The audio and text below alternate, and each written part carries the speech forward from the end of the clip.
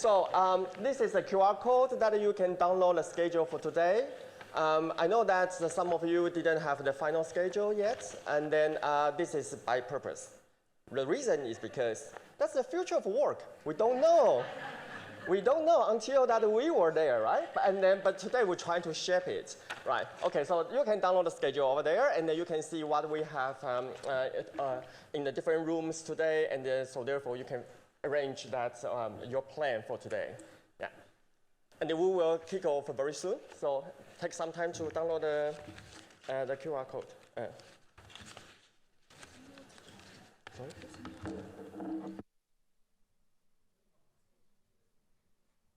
Thank you.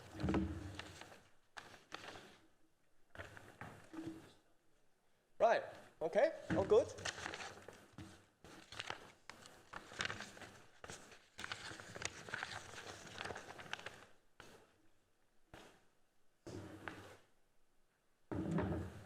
Right, let's start. Thank you everyone to join. Well, very welcome to King's Business School. This is the 2026 conference for the Department of Human Resource Management and Employee Relationship. And then the theme of the conference today is to shaping the future of work.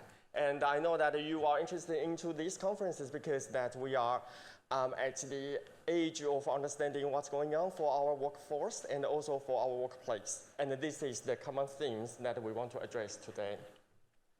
Before we start, I need to announce several housekeeping things. Let me see. Yeah, okay. So this is the story when we start to plan the conference. Initially, we only have we only want to hit 100 people, but now today we have 350 people signing up. So this is a really, really good demand. Thank you, thank you. Yeah. And then I want to thank you for you all being here. I know that you give your time and you also give your new findings and also insight to the conference. So thank you for coming and make an effort to being here.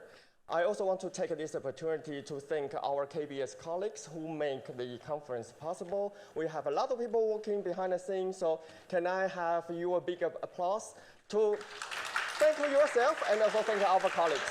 Thank you. Yeah.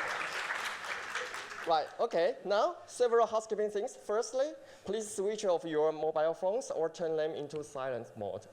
Secondly, there's no test fire alarm today. So if you hear fire alarm, it's not a time to dance, okay? It's a time to evacuate, all right? That would be real. Okay. The third one is that please note that we have a photographer today. So if you don't want to be captured, please tell the photographers directly. Yeah. Finally, to ensure we can stay on track with today's tight schedule, so there is no Q&A for the keynotes in the morning and also in the noon, but we will have a QA in the final keynotes. And for also the academic presentations, the time is really tight, so you will have like 10 to 30 minutes for your presentations, and then probably only 2 minutes for Q&A. So that's the schedule for today. Right, any questions? No, good. Right. Okay, now let's start. I want to start with these slides, the photos here. My first question to you is that, what's your feeling when you see this photo? Calm? Holiday, well, I'm here. Yeah. Flourish, sun, good weather, positive feelings. Yeah, but then if I ask you, what did you see in this photo? What did you see here? Water, birds, fishes, rocks, sun, sky, sea, right? You start to see different things. And then if I push you forward, then you probably will start to think, well, these elements here, they are not necessarily always look like this. Think about the storm day. The big wind will blow the birds away, and the strong wave probably will move the fishes down into the water, and then there will be dark sky, and yeah. So, what does that mean? It means that if we put the pieces together, it's not necessarily like this. And I want to take this metaphor for today. This is what we are encountering now in our workplace, in our workforce. We have so many elements now. We have a lot of people waiting for the jobs, or they are not waiting for the jobs for different reasons. We have remote workings. We have people from a different background enjoying remote working or not enjoying remote working.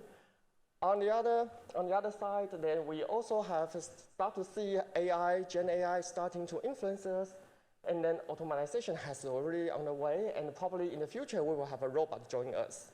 So what I want to highlight are the elements that will shape our future of work, and how we can bring them together to see this picture, rather than something terrible, right?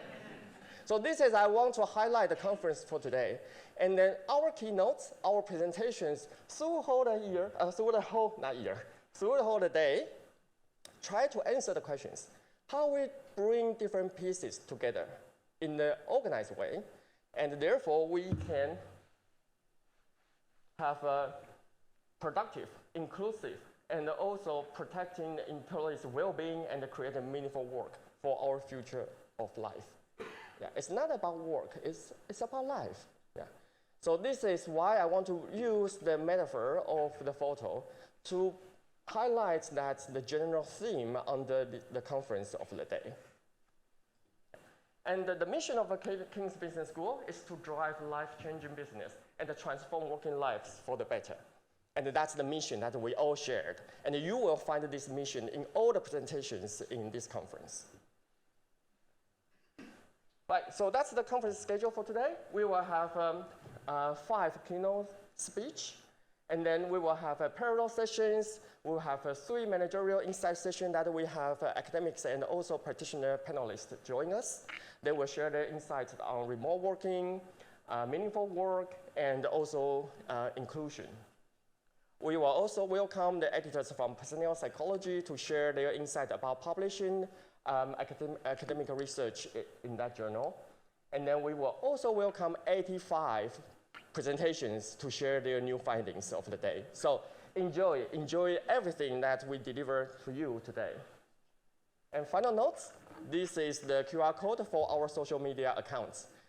Doesn't matter which account you have, we all have them. So stay with us. Yeah, you are part of our work today.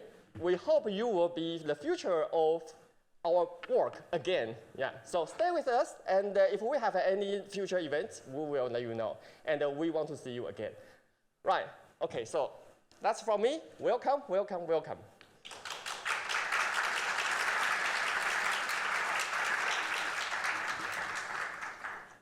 Okay, now let's move to our first keynote.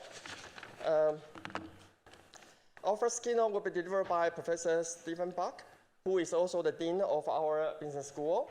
He is also based in our department. Yeah.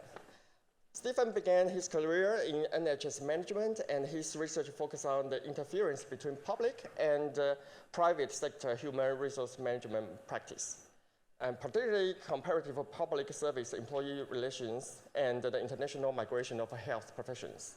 So today he is going to share his work about shaping the future of work in NHS, which is so important for us and so important for the UK society as well. Yeah, let's welcome Stephen.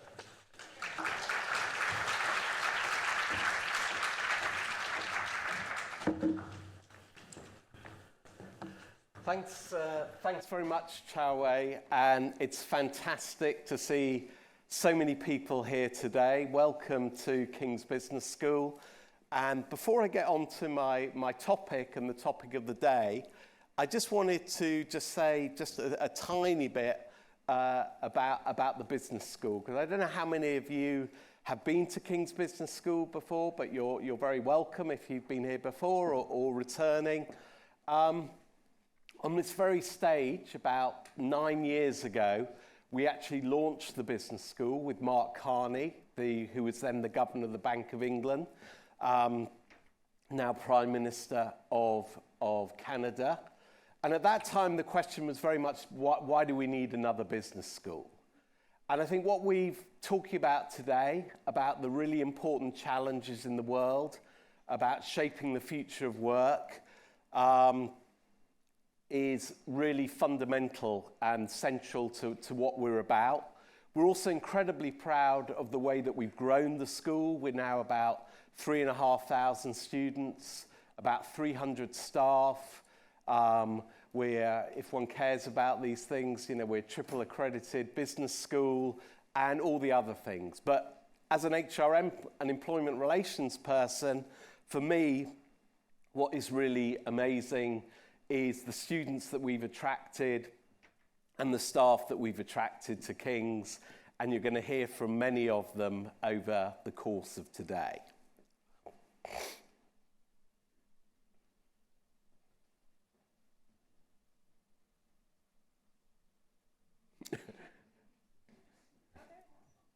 Oh, did it? Is it the bottom one? Anyway, so what I'm going to talk about today, as Hoque say, is really some of the work that I've been doing on the NHS. And I really want to acknowledge my co-authors here who've informed a lot of my thinking. Ian Kessler, who I know is around somewhere, and also Nick Crackler as well. So I'm going to talk a little bit about, position it a little bit around the poly crisis and the NHS in crisis. I'm also going to make some parallels and linkages to what's going on in higher education, and then move on to talk about the NHS as a model employer, which has been very much the sort of golden thread that has informed my research over far too long. I won't say how long, far too long. And then talk about some of the more recent developments about the NHS and its aspirations to be an anchor employer. So we're clearly in a period of disruption and volatility. I think I don't need to spend very long on this. And many people have talked about the era of polycrisis. In other words, the entanglement of multiple global systems that are significantly degrading human prospects. And we're very well aware of what those are: the climate emergency, the human mental health and other crises that we're facing, conflicts and wars, democratic backsliding that we're seeing all around the world. Maybe some rays of hope with what happened in Hungary recently, but we're seeing really worrying developments. Technology, so many of the companies I talk to are really concerned about cybersecurity, the resilience of their systems. I haven't put AI up there because I see that but as an opportunity as well as a challenge. And clearly, and the financial crisis, all these things are interconnected. So there's an urgent need, as Hoque say, to understand the transformation in jobs and work and labour markets as well. So look, this is also impacting our own sector. We know that universities are also under pressure in terms of what we're delivering for our students, our graduates, the return on investment on degrees and things like that. Similarly, in the NHS, we're seeing a period of profound concern about the direction of the NHS. We're seeing long waiting times. We're seeing a considerable industrial action and strife. And the NHS plan that the government has brought in is designed to engender and deal with some of these challenges, but finding it very, very difficult indeed. So let me turn to some of the work that I've been doing with colleagues.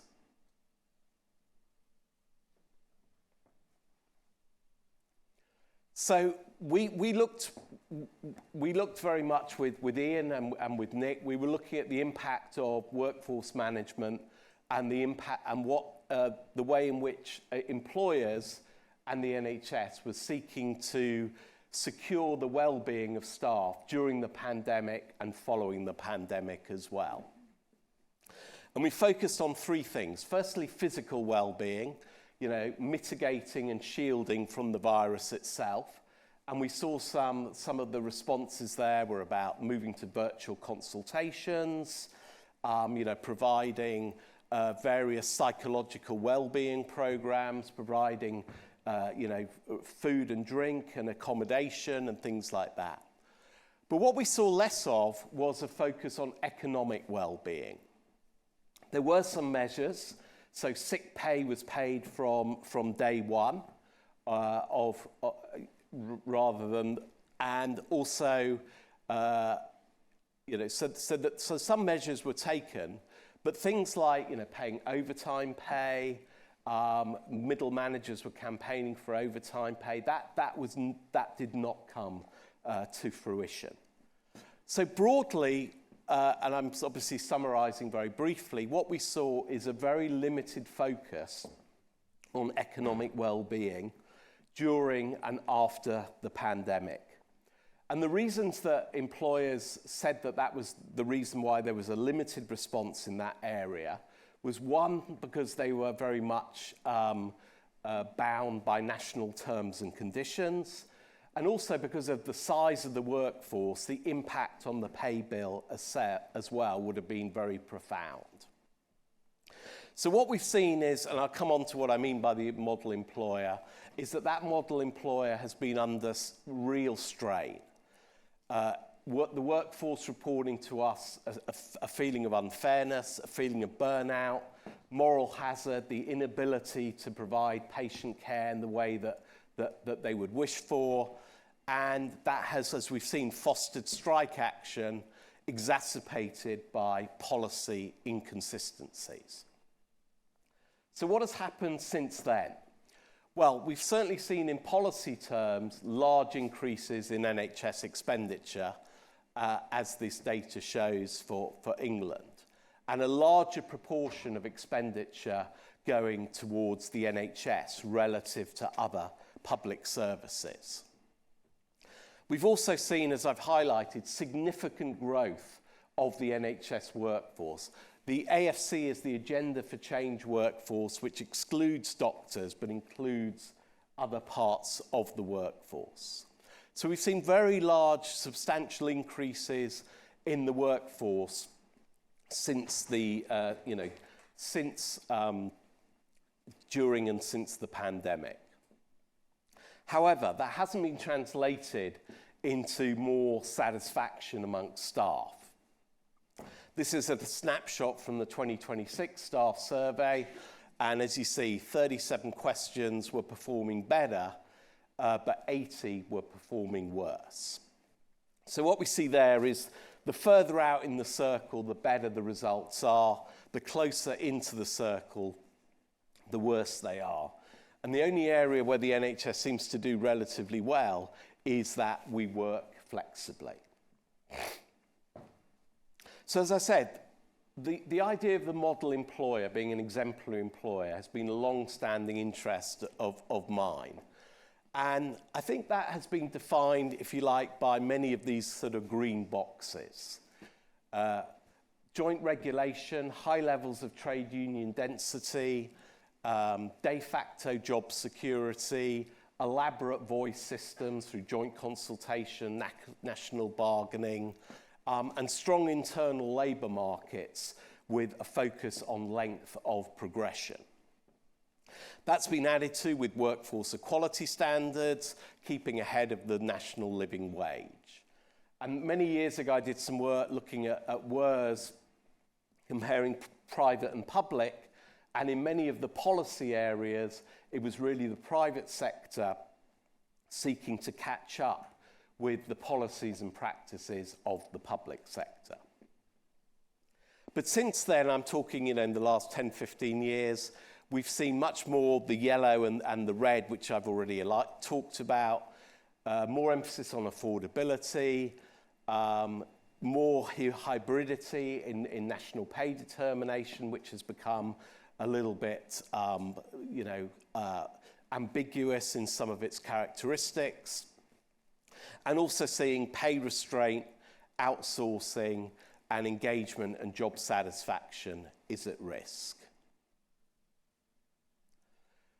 So what I'd like to talk about now briefly is the way in which the NHS and employers are responding to some of these challenges. And what we're seeing is, in many places, the NHS trying to embrace the notion of being an anchor employer, trying to do much more in its locales, reducing inequality and growing opportunities for the workforce locally. Much more rooted in place, although of course the NHS is impacted by forms of globalisation.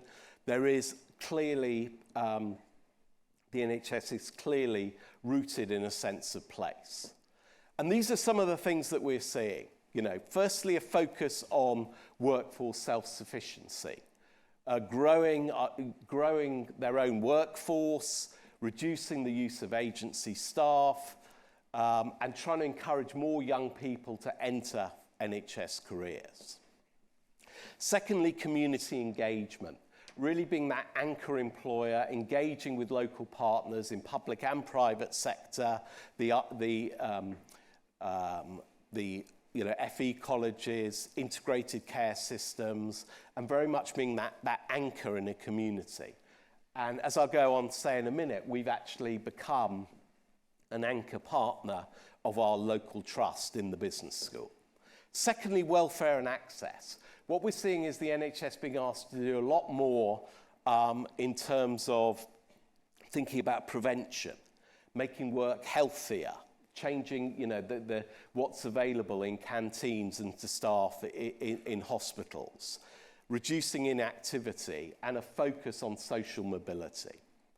And also, crucially, linked to the first one, a lot of work on pre-employment training, working with people coming out of prison, other people from disadvantaged communities, creating apprenticeships, internships, and also, crucially, focused on procurement, spending more locally in SMEs and others.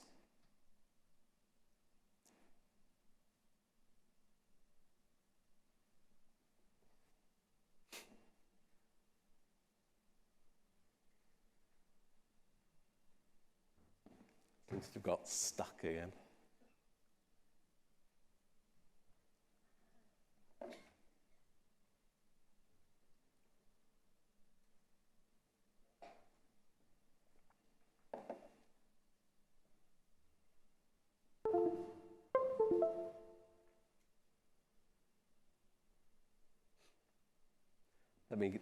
Yeah, I'll just keep going.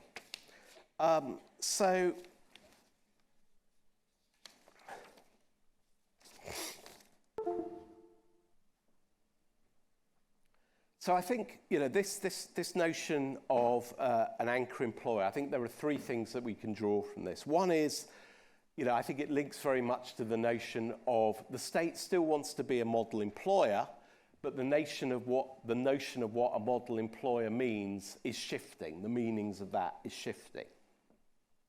Secondly, in terms of employment and HR, I think we're also seeing profound changes in what notions of collective voice mean within the NHS, much more of a focus on individual voice, but also this focus crucially on growing your own as well. You know, the government has taken decisions to reduce the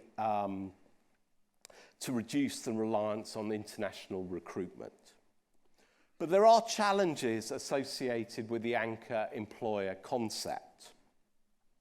Firstly, this is clearly a long-term project, and there's a lot of short-termism in the NHS, you know. So there is a sort of challenge balancing these two things off. Secondly, there's a question about balancing labour demand and labour supply. So the NHS has been very focused on labour supply from overseas, now focusing more on domestic labour supply, but actually there can be quite a strong mismatch here. So last year, the year before, the government instigated the nursing graduate guarantee. The idea was that everyone who comes through a nursing course in a university like ours would have access to a nursing job in the NHS. But actually all that has really meant is that you're put on a list and potentially you might be offered a job interview at some stage in the future. So we have a mismatch between this anchor employer ambition and some of the realities of some of the realities of the NHS. So let me conclude, and just going full circle with where we came in terms of some of the challenges that we're seeing through the poly crisis, both in the NHS and within our own sector. And I think this is germane to the conversations that we're going to have today. The first one is about balancing globalization and localization. And clearly the anchor employer is very much focused on some of that emphasis on place, on reducing inequalities. And clearly, as we know and have seen over the last decades, we've seen that the globalization can exacerbate some of these challenges and of localization. Oh, I just point out, I think I've covered most of it, just point out, this is us signing our partnership with King's Health Partners. We're going to be, they're providing internships for our students and other things. And this is their finance director who sees this very much as part of their role as an anchor employer. So let me conclude. As I said, balancing globalization and localization. I think we're also seeing much more of an active state through the idea of the government's industrial strategy and industrial missions. And of course, what I'm also arguing is that the NHS is part of this endeavour as an anchor employer, being asked to do much more in terms of for government objectives. It raises important questions about the boundaries of what universities should be doing, what the NHS should be doing in terms of national resilience and national wealth creation. We're seeing much more emphasis on joined up partnership working, as I've identified and as we're seeing in the universities, but clearly that has to be mitigated or is being ameliorated or perhaps undermined to some extent by the focus on competition and collaboration in the way that financial flows flow. In both sectors, we're seeing this focus on performance, productivity, metrics, but crucially, we need to hold on to what is important. I think in both sectors, even with this attempt to be an exemplary employer, we're seeing concerns about the erosion of professional status and authority, and I'm sure that will be a theme that comes through today as we look at the impact of AI and other matters as well. I think there are important implications for leadership and fellowship. I think, the most effective leaders often are kind of hybrid professionals, those with a strong anchor in their discipline, in their professional expertise, but also have that ability to reach into other areas. So I think that hybrid professionalism, we see that both in the universities and in the NHS. I think crucially what I think is exciting about the anchor employer model is this desire to reinforce organisational purpose, to restore trust in organisation. There's a long way to go in both our sectors, but I think I would leave you with that thought as an optimistic thought for the future. Thank you very much.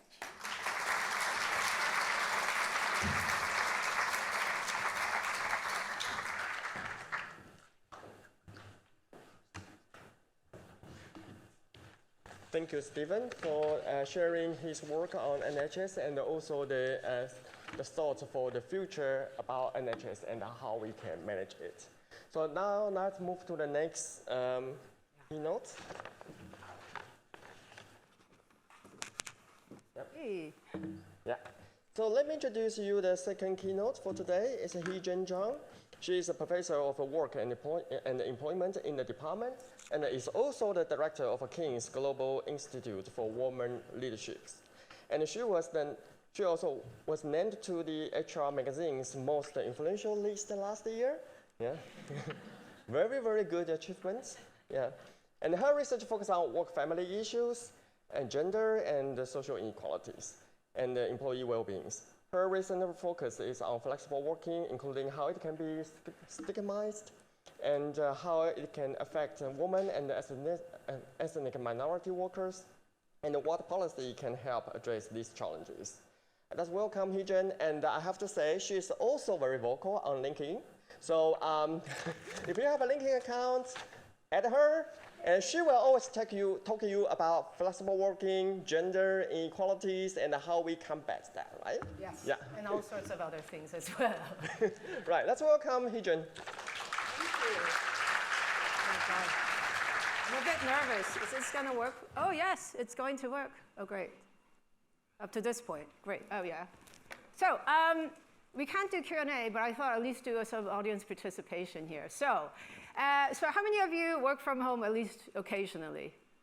Oh, all hands up. Oh, great. How many of you feel productive when you work from home? Oh, okay. Again, oh, okay. How many feel like it's enhanced your well-being? Okay, great. It's enhanced your capacity, especially for those of you who have caring or other responsibilities outside of work, enhance your abilities to work better, work longer, get career advancement. Oh, okay, great. How many of you have been laughing this hard on a Zoom call? Well, you might say, nobody laughs this hard, but I have to say, in the Department of HRM, if you're working with the likes of Tara Reich and Amanda Zones, you will be laughing this hard as well. But okay, like it sounds like everybody's been like, oh my God, remote working's amazing, this is great. How many of you feel like, remote working is gonna enhance gender equality? Let's do a little vote there. Enhance gender equality. Oh, not so sure anymore. It might exacerbate inequalities. Okay, so we're seeing half-half. Let's just see where the reason why that's the case. Oh. So I guess another one last thing. How many of you, especially mothers, or those with care responsibilities, yeah, when you work from home, you feel like you're doing more. You're just doing more work, more childcare, more housework, just more everything, more paid work. Yeah, a lot of, yeah, you have hands up. I'm a mom as well, so this is my story. This is mostly an autobiographical story of me just ranting about things. But I'll put some data on it. So I wrote a whole book on it because I'm like, why the hell am I having all this autonomy but feeling like I'm just like constantly working? What is this whole myth about work-life balance, well-being? It's going to be amazing with flexible working. Not really working out with me. So I thought I'd take myself and you on a journey on that. And the whole book is essentially this, is to say that flexible working can be amazing, and it is, but it could also actually make workers not work anywhere and any time you want, but more like all the time, everywhere, to the point like it creeps up on your, it just encroaches on your private and family time. And that it actually, there's a gender variation in which that happens, which could actually mean bad results for women's well-being. So before we go, what is flexible working? Before the pandemic, flexible working people automatically assume part-time work. And now after the pandemic, it was all like, oh, remote working. But actually, there's a whole range of things, including flexible schedules, as well as remote working, as well as work time reduction. If you look at just the extent to which, especially flexibility exists in the labor market, it's astonishing. The UK data is a little bit old because we don't have the comparable data for the UK for 2024, but this is just from the European Working Condition 2024, which has up to about 60-70% almost, like in the Nordic countries with flexible schedules. And of course, there's some other countries like the Southern European countries not doing so well, but also remote working. Only about 1 out of 8, 1 out of 9 workers maybe were working from home, but now that's gone up to almost like 45% in some of these countries, especially again, the Nordic countries. But UK being one of the highest, the countries with the highest levels of remote working. Again, this is not a comparable data, so I would imagine that the most recent comparable data, which was the European Working Conditions Survey of 2021, put UK on the top, which almost 50% of workers working at least sometimes from home. Now again, looking back at the UK case, this is a really peculiar thing. look at this. So it was like, okay, before, this is mostly working from home. And you can see that in 2017, 18, very few workers, men and women, were working from home, with men working a little bit more. And then 2020, do you guys remember this? Don't, because it's a traumatic moment which we haven't really reconciled with. But 2020, like, everybody was working from home. But if you asked workers, hey, where's your main workplace? And they're like, it's the office. It's like, dude, you're working from home right now. It's like, no, but this is like a anomaly. Like, I'm gonna totally go back from in the office. And then you go to 2022 and we're like, oh, wait, we're not going back, are we? We're like, we're gonna do this for a long time. And then this is when you see a huge rise of people saying, like, they're gonna be working from home, with men and women having about the same amount.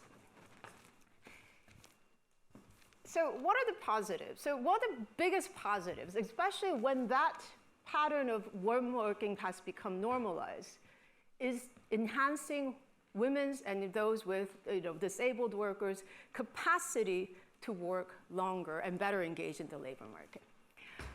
So what better way to tell you this than to tell my own story? This is baby Hannah. She's only 6 months old, and this is about the time when I had to go back to the office, right? As an academic, going part-time was a bit weird, but also it was after term ended, so in a way, why not go full-time if teaching has ended? But it wouldn't have been possible if I had to go into the office every day from 9 to 6. I would not have been able to do that. She was still breastfeeding, but also, she was a very bad, and I say she was, I'm gonna take that back. She still is a very bad sleeper. Oh, by the way, she would absolutely kill me if she knows that I was showing you these pictures. But I was able to go full-time back to work because I worked around her schedule, so using flexi time. I worked from home. I had a babysitter sometimes come in just to do the few hours here and there, but also just being able to pick up back on work at home in the evening so that I could kind of make everything work. Again, these kind of facilitating like shaping your work, designing your work to fit around your personal schedules is a huge kind of enabler for those who have responsibilities outside of work, of which I would like to highlight that if you actually think about it, all of us do. It's just that some of us are better at ignoring those responsibilities. And you know who you are. So we did this for, not just for myself, I didn't just write it on myself with ethnography, but I looked at the UK household panel, which is the largest panel data we have to do this, and we tracked mothers across time, and voila, women were significantly, 50% less likely to drop out of the, 25% less likely to drop out of the labor market, but also about 50% less likely to reduce their working hours, which, part-time work is the biggest cause of the gender pay gap. In the UK, Fuller and Hirsch found similar things in the US. Van der Lippe et al., she looked at 8 different countries and found similar things. And again, this is not just for mothers, but disabled workers working with other caring responsibilities, et cetera, et cetera. And also, there's so many other positives that we could think about for well-being, because you could get reducing commuting times. You don't have to dress up. You could just kind of rock up in your jeans and t-shirts to work from home, et cetera. So, and it's essentially that being able to craft your work out, to meet your family demands, will reduce stress and enhance your well-being. So this is why, and also because if you ask people who wants to work from home, it's like 80% of workers say, yes, I want that flexibility. A little bit more on the younger generations. And essentially, most everybody wants to have that flexibility. This is why they're generally happier. They're also more loyal, motivated, and committed at the job. And there's so much research. I think even today you'll find some being presented as well. Now, that would mean that it's good for well-being, right? So everybody, yay, this is great. Everybody's happy with, and it's enhancing well-being. But not always. So one of the studies that keep coming up is that, remote work and flexible work. And a lot of it was actually pre-pandemic because we didn't have enough kind of post-pandemic data. It was like, it's a bit weird. We're not getting that positive outcome. We're getting a mixed outcome, or we're actually finding that for women, it doesn't actually enhance their well-being. Constance and I also, Constance Burfus and I have also looked at it, looking at the UK household panel again, but also matching it with the labor force panel, which I'm not going to go into the details of the methodologies because for a 30-minute presentation, I think I have about like 45 slides, so I'm going to like just give you the bangers.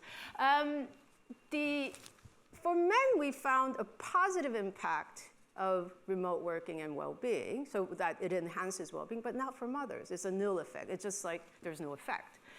The question is why? Why is it that for women, then you don't get these kind of positive impact of remote working? And it's because that flexible working makes workers work harder and longer.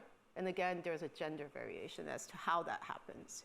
So flexible workers work long, and you kind of know this. Do you feel, like, especially when you're working from home, if you're in the office, like you have to catch a train or whatever, and you have to go home to have dinner, right? So you're just like finishing up, going close. That boundary setting is a bit cleaner. Although, you know, we carry our office around in this little black thing, or maybe it's a pink thing for some of you, that, you know, that it is very blurry. But still, you kind of have that boundary. Whereas if you're working from home, and many of you do, it's like, oh, I'll just finish this.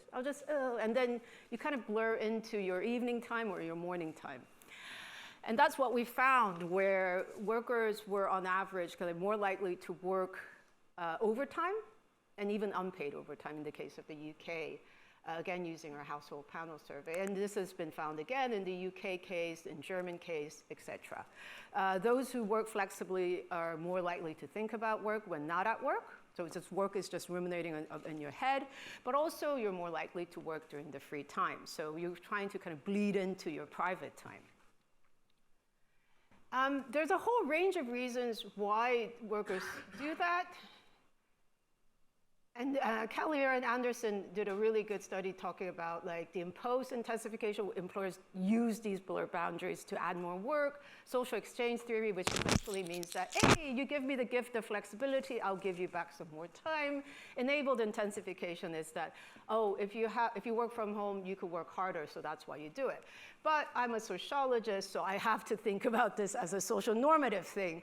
I'm not going to go into too much of this in detail, but I'm going to skip to this one. So if you look at the ideas in sociology of these Foucault's Homo economicus, it's just essentially talking about that. It's essentially, okay, like in short, is that in the late stage capitalism, market ideas have completely been internalized in every aspect of our lives, where we ourselves are kind of monitoring ourselves to make everything we do. I mean, think about some of the things that we talk about, like, oh, you do sports. Why do you do it? Oh, it makes me work better.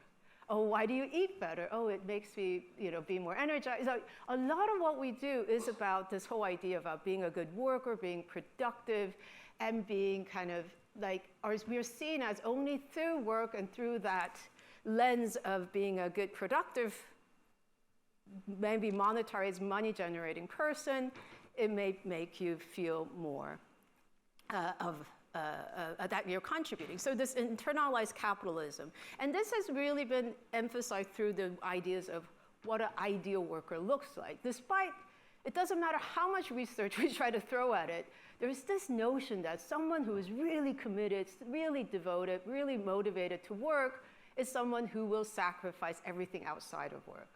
Our ideas of ideal worker, but also ideal entrepreneur. It's just about like, you need to, you know, it's the likes of the Elon Musk, Mark Zuckerberg, who talks about more masculine energy, Elon Musk, who talks about 100-hour working weeks, that's the only way for success. And I'll show you some other people later on. But essentially that triggers you to use the boundary blurring to work longer rather than shorter. That's also, even if you're not necessarily doing it for the hustle and for the money, places like the NHS, it's because, oh, well, if I work a little bit longer, then I might help another patient get better. If as a teacher, you might help another student. So it's the passion, because I'm so passionate about this work, and it's really helping society, I need to do more. And the problem is that now passion at work has now been kind of bled into everything. Like everybody has to have passion because it's a bit like, it's a bit ick if you don't have passion at work.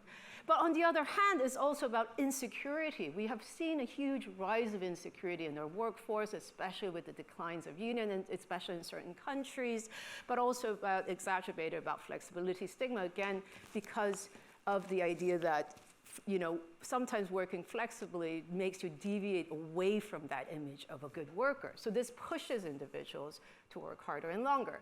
Now, this is why workers work harder and longer, but we saw a gender discrepancy where women were not putting in as many overtime hours when they're working flexibly. And then you're like, oh, okay, so women are not exposed to these ideal workers or these norms as much, right? But that when you say, no, this is the inadequacy of androcentric definition. So it's essentially saying, no, you're looking at it as a male-centric vision. The point is, this whole enterprising, so it's entrepreneurial, as Uli Berkler said, but also is this entrepreneurial self. This entrepreneurial self of why you're like even a harsher managers to yourself than other people doesn't happen just at workplace. For most men, yes, it's like mostly at the workplace. You try to work harder and become a better capitalist, if you want. But for women, it happens also at home, but also fathers, but especially women. Why? Because you need to enterprise your children. So children have now become the point of investment where you need to invest time, energy, enrichment care. You have to think about the extracurricular activities, yada, yada, yada. And this also, flexibility came in around the time where we saw a huge rise in intensive parenting with this idea that, oh, babies' brains are developed so early, you need to have these little toys that, otherwise you're a horrible parent. Like, you are completely neglected if you don't buy the right toys, if you don't have the right enrichment activities, yada, yada. So we saw a huge rise of that culture kind of coming in, again, kind of tying into Foucault's idea of that homo economicus idea. Anyways, so we had this ideal worker, not ideal worker norm, but also ideal mother norm.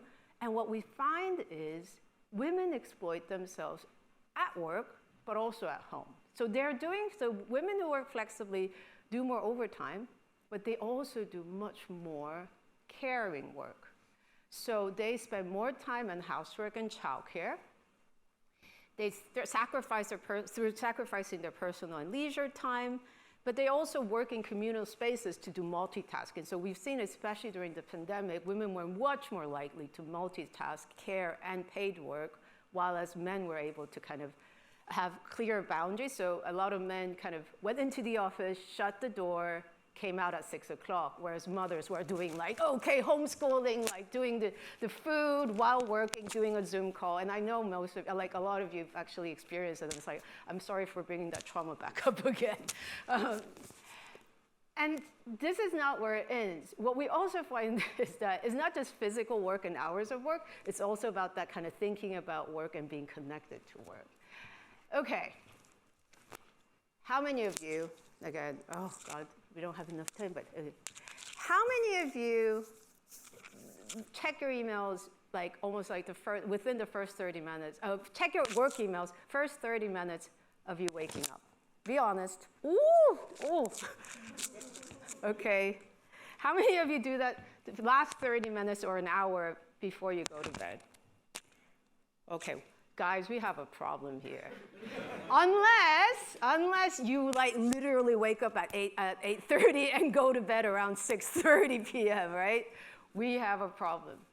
We are in a situation, we're sleepwalking into a scenario where, okay, so another one. How many of you expect your colleagues to read emails during evenings or in the mornings? Okay, other than you? No one. How many of you expect your colleagues to work during your weekends or holidays? Okay, one person, one brave person. I salute you because, we're all being honest here. How many of you actually check your emails or do a bit of work, just a little bit of work on your weekends or holidays? Okay. So why? I mean, there's a lot of psychologists here, so I do, I want you to, when you go out to have coffee, talk to yourselves, why are we doing this? But we're sleepwalking into a scenario or work culture where we are doing it. And even if you say you don't expect it, I'll show you, but when we do these vignette studies, you are kind of expecting it, or you are perceiving those who are doing it in a different light. So again, I don't need to tell you about how the extent to which people engage in digital presenteeism. What I do want you to think about is, okay, who is more likely to engage in it? Think about it. And then you would say, oh, people who can. Yeah, but actually, we found that it was a lot to do with mothers and ethnic minority workers. So hey, me.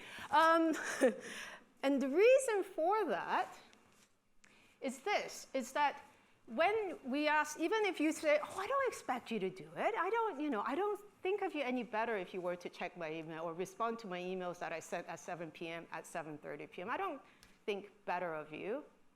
But when we did a vignette study where we had like a hypothetical worker, and they only differed in one thing, and one thing only, which is this person is responsive outside of hours and the weekends, and this other worker wasn't. They weren't responsive, unless it's an emergency.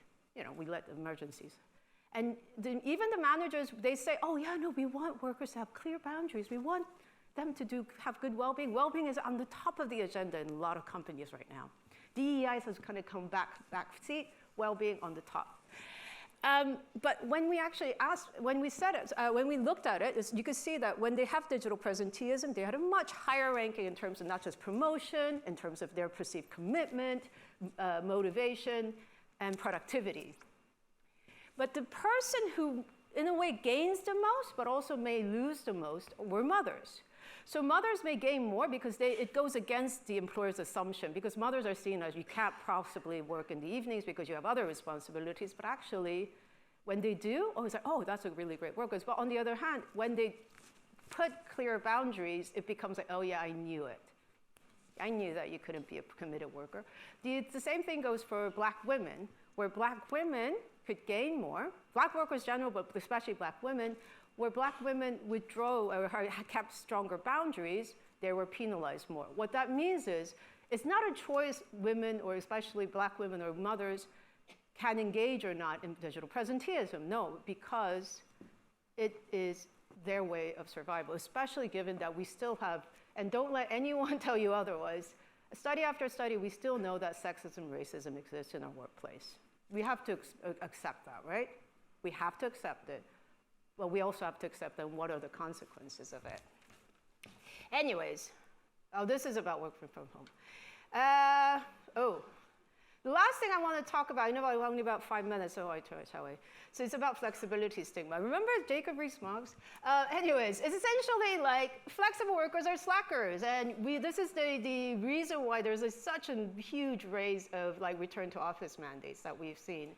And in a way, as you can see, majority of these ideas have been kind of a certain demographic, if I may, that we're holding.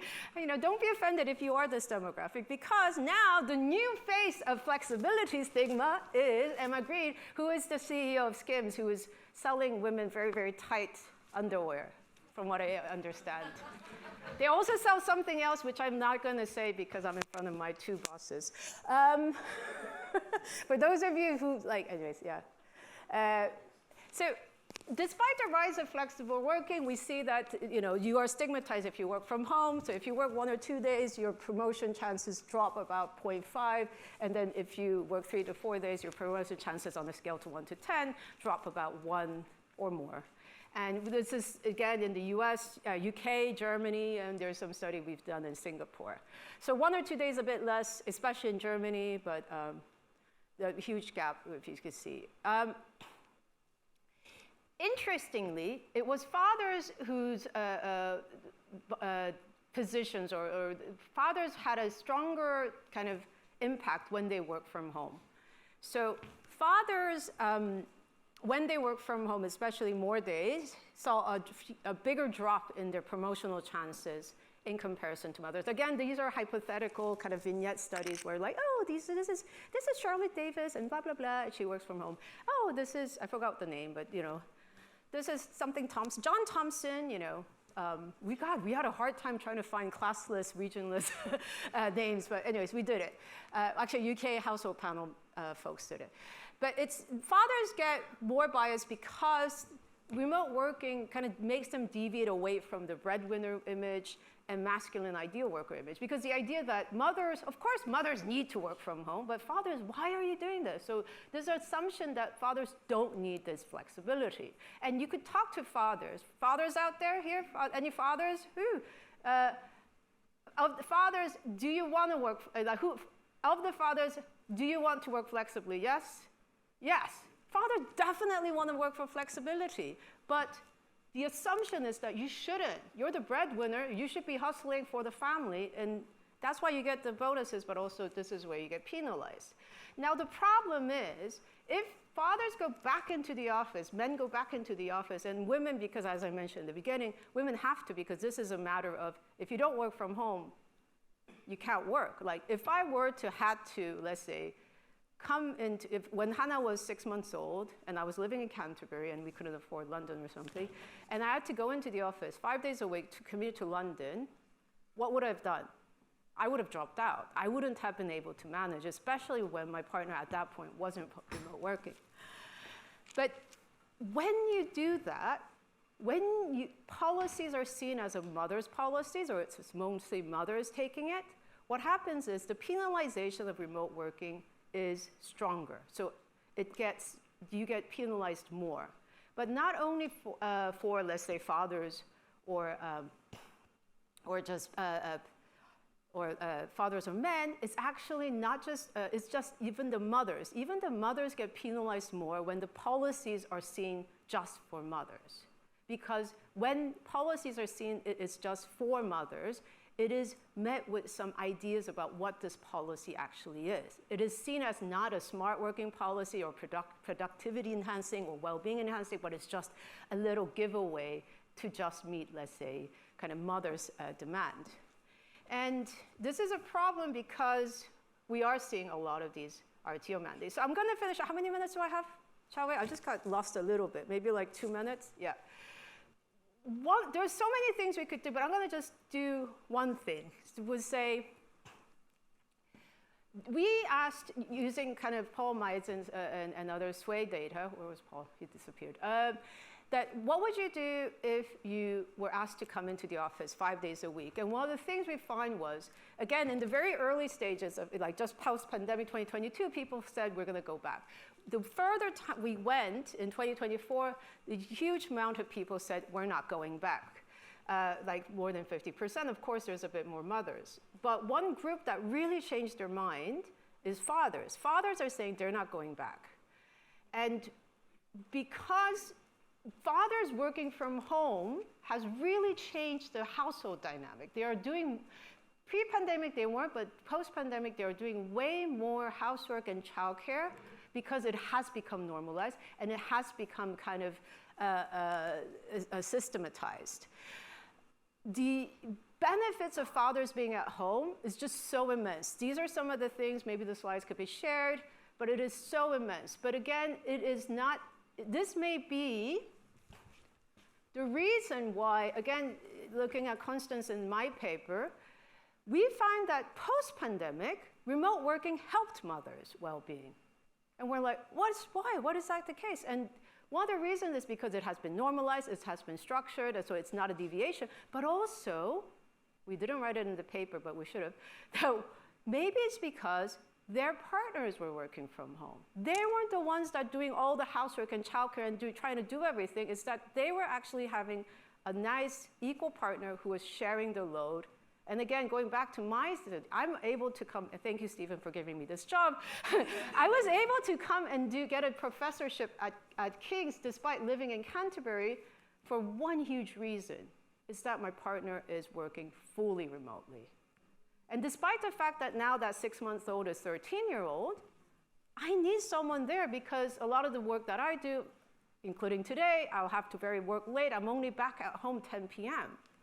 And that change will not only change women's capacity to work better and even be able to work remotely, but also will change people's perception about what remote working is, to really radically change our minds about it not being just some sort of work family facilitator, but it could be a smart working, productivity enhancing, policy that could really generate social value in so many different respects. So I'm going to end it there, but thank you very much.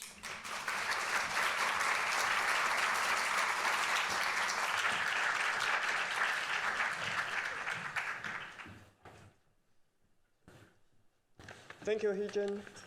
Very insightful. As I mentioned, if you want to stay with Heejung's thoughts about the remote working, gender inequalities, how to become a good father or good mother, or in the other way, or multiple ways, yeah, feel free to link her on LinkedIn. Yeah. So let me now introduce our third keynote, which is also on flexible working, but from a different angle. So Professor Kim Hoque is a professor of human resource management in our department. He is also the co-founder of a Disability at Work research group and the Disability Employment Charter. Kim has worked with charities, trade unions, and government bodies to address disability employment disadvantages. And he was also named to the HR magazine's most influential list last year. So now you can see how many people we have in the department. And then I want you to remember that King's Business School, Department of Human Resource Management and Employment Relations, we have a lot of thought leaders for the society. Just remember this. Throughout the day, just remember this, right? Okay, now, so Kim today will share his work on how flexible working, employee policies, and government actions can improve employment outcomes for disabled people. Let's welcome Kim. Thank you. I've just been mic'd up. Is this working? No? Okay, I did. How about now? Oh, I have to hold it like that then. Thank you very much, Choe, for the opportunity to come along and speak. I guess I ought to find my presentation. I could talk through Heejung's again, if you want. It was very good, but probably best that I talk from my own. Sir? Yeah, just move along. God, you had a lot of stuff you didn't. There we go, there's me, fantastic, thank you. So, yeah, as Choe, I think, intimated, I think my presentation is going to be slight, part research, so I'll talk about some of the research that I've done in the disability space, but I'm also going to be talking about some of the advocacy work that I've been involved in, looking at taking the recommendations and the policy recommendations in particular, and what we've done to try to get those onto the radar of government and then subsequently into government policy. And that's in particular the work that I've been doing with the Disability Employment Charter. So while I'm talking, do Google that. Just look it up on Google, it'll come up, and that'll give you an indication as to exactly what it is that I'm talking about. Right.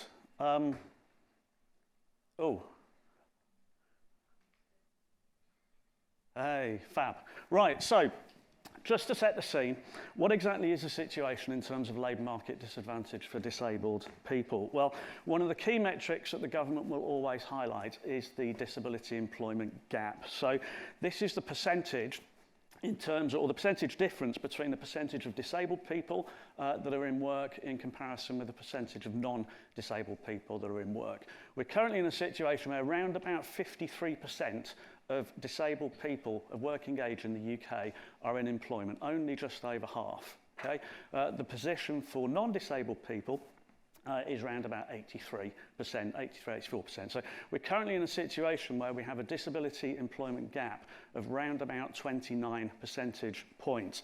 Now, this is what's happened to the disability employment gap over time. You can see that it's fell slightly from the period here from 2013 to 2020. From that point onwards, it has stabilised. We've seen no improvement in that metric in the last 5 or 6 years, which is very, very concerning. So there's an awful lot of disabled people out there who would like to work, but are not able to work. The opportunities just simply aren't there.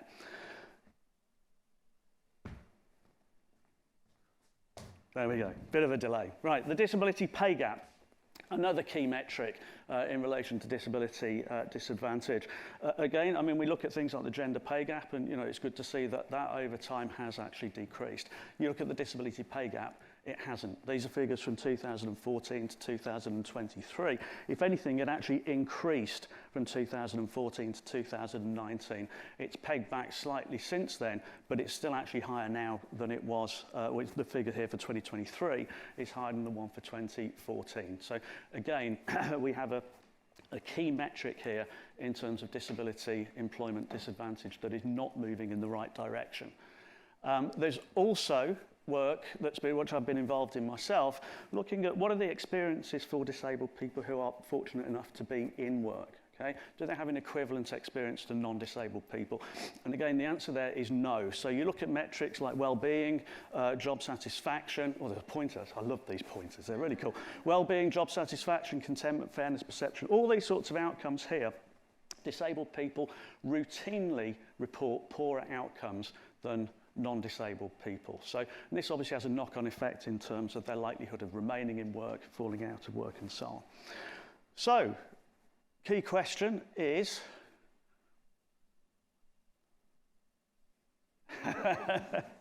brace yourself, key question is what can be done, in particular by government. Oh, this is going really badly wrong, isn't it?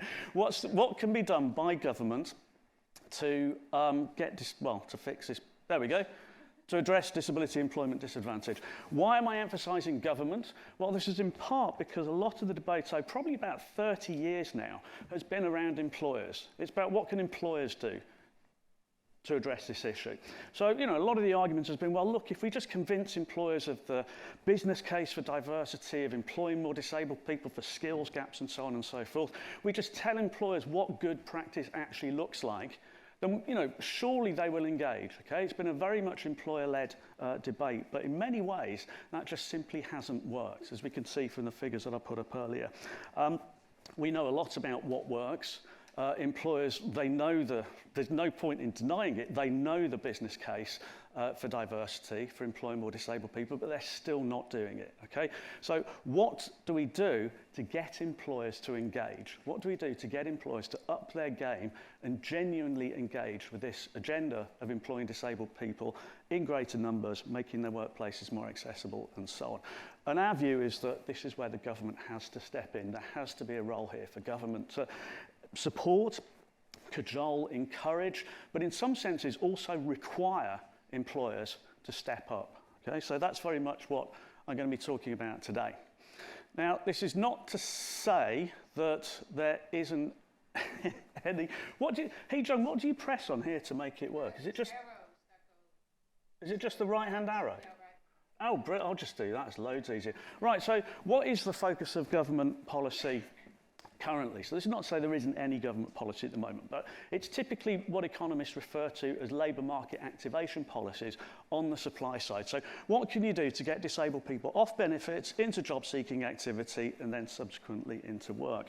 And there's a range of things that the government is doing at the moment, for example, and some of these are quite highly regarded. So individual placement and support schemes, for example. There's also the new Connect to Work scheme, which is looking at getting, I think, 100,000 people into employment over the next couple of years, and this is all about sort of, you know, place and train and retain sort of policies. You've also got the reintroduction, I should say, of Job Centre Plus work coaches. So there are things that the government is doing, particularly in terms of labour market activation policies, to get disabled people or to support disabled people into employment. But, and this is an argument that we've made in the research that we've done over time, it's central to the Disability Employment Charter as well, that this supply side stuff is all well and good, but you also need a focus on the demand side. You can have the best supply side policies in the world, but if the demand side isn't taken care of as well, from the point of view of employers breaking down barriers that disabled people face in the workplace, looking at the way that jobs can be designed in a more flexible way, looking at changing employer attitudes towards employing disabled people, unless we see more of that happening, you can have the best supply side policies in the world and they're just not going to work, right? We need employers to step up. How are employers actually doing on this currently? Well, this is a bit of research I did with my Disability at Work colleague Nick Bacon a little while ago, which looks at this from the point of view of saying, well, are employers actually putting disability equality policies in place?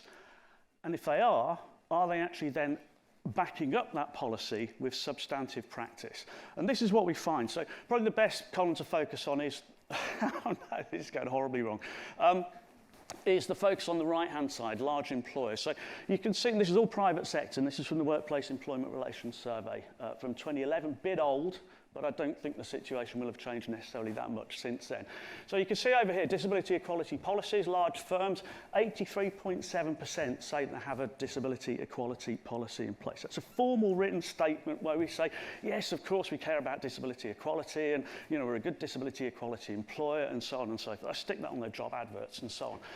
But then also in the WORS survey, employers are asked whether or not they have these various disability equality practices in place. So do you review and monitor your selection by disability? Do you monitor and review your promotions by disability? Do you review pay by disability and so on? And you can see these figures down in this column here are much lower. Some of them are single-digit percentages. Just 3.3% say that they review pay by disability. I think what's particularly telling is along the bottom line, the number of disability management practices adopted. There's 7 here. On average, in large firms, they've adopted just 1.15 of those 7 practices.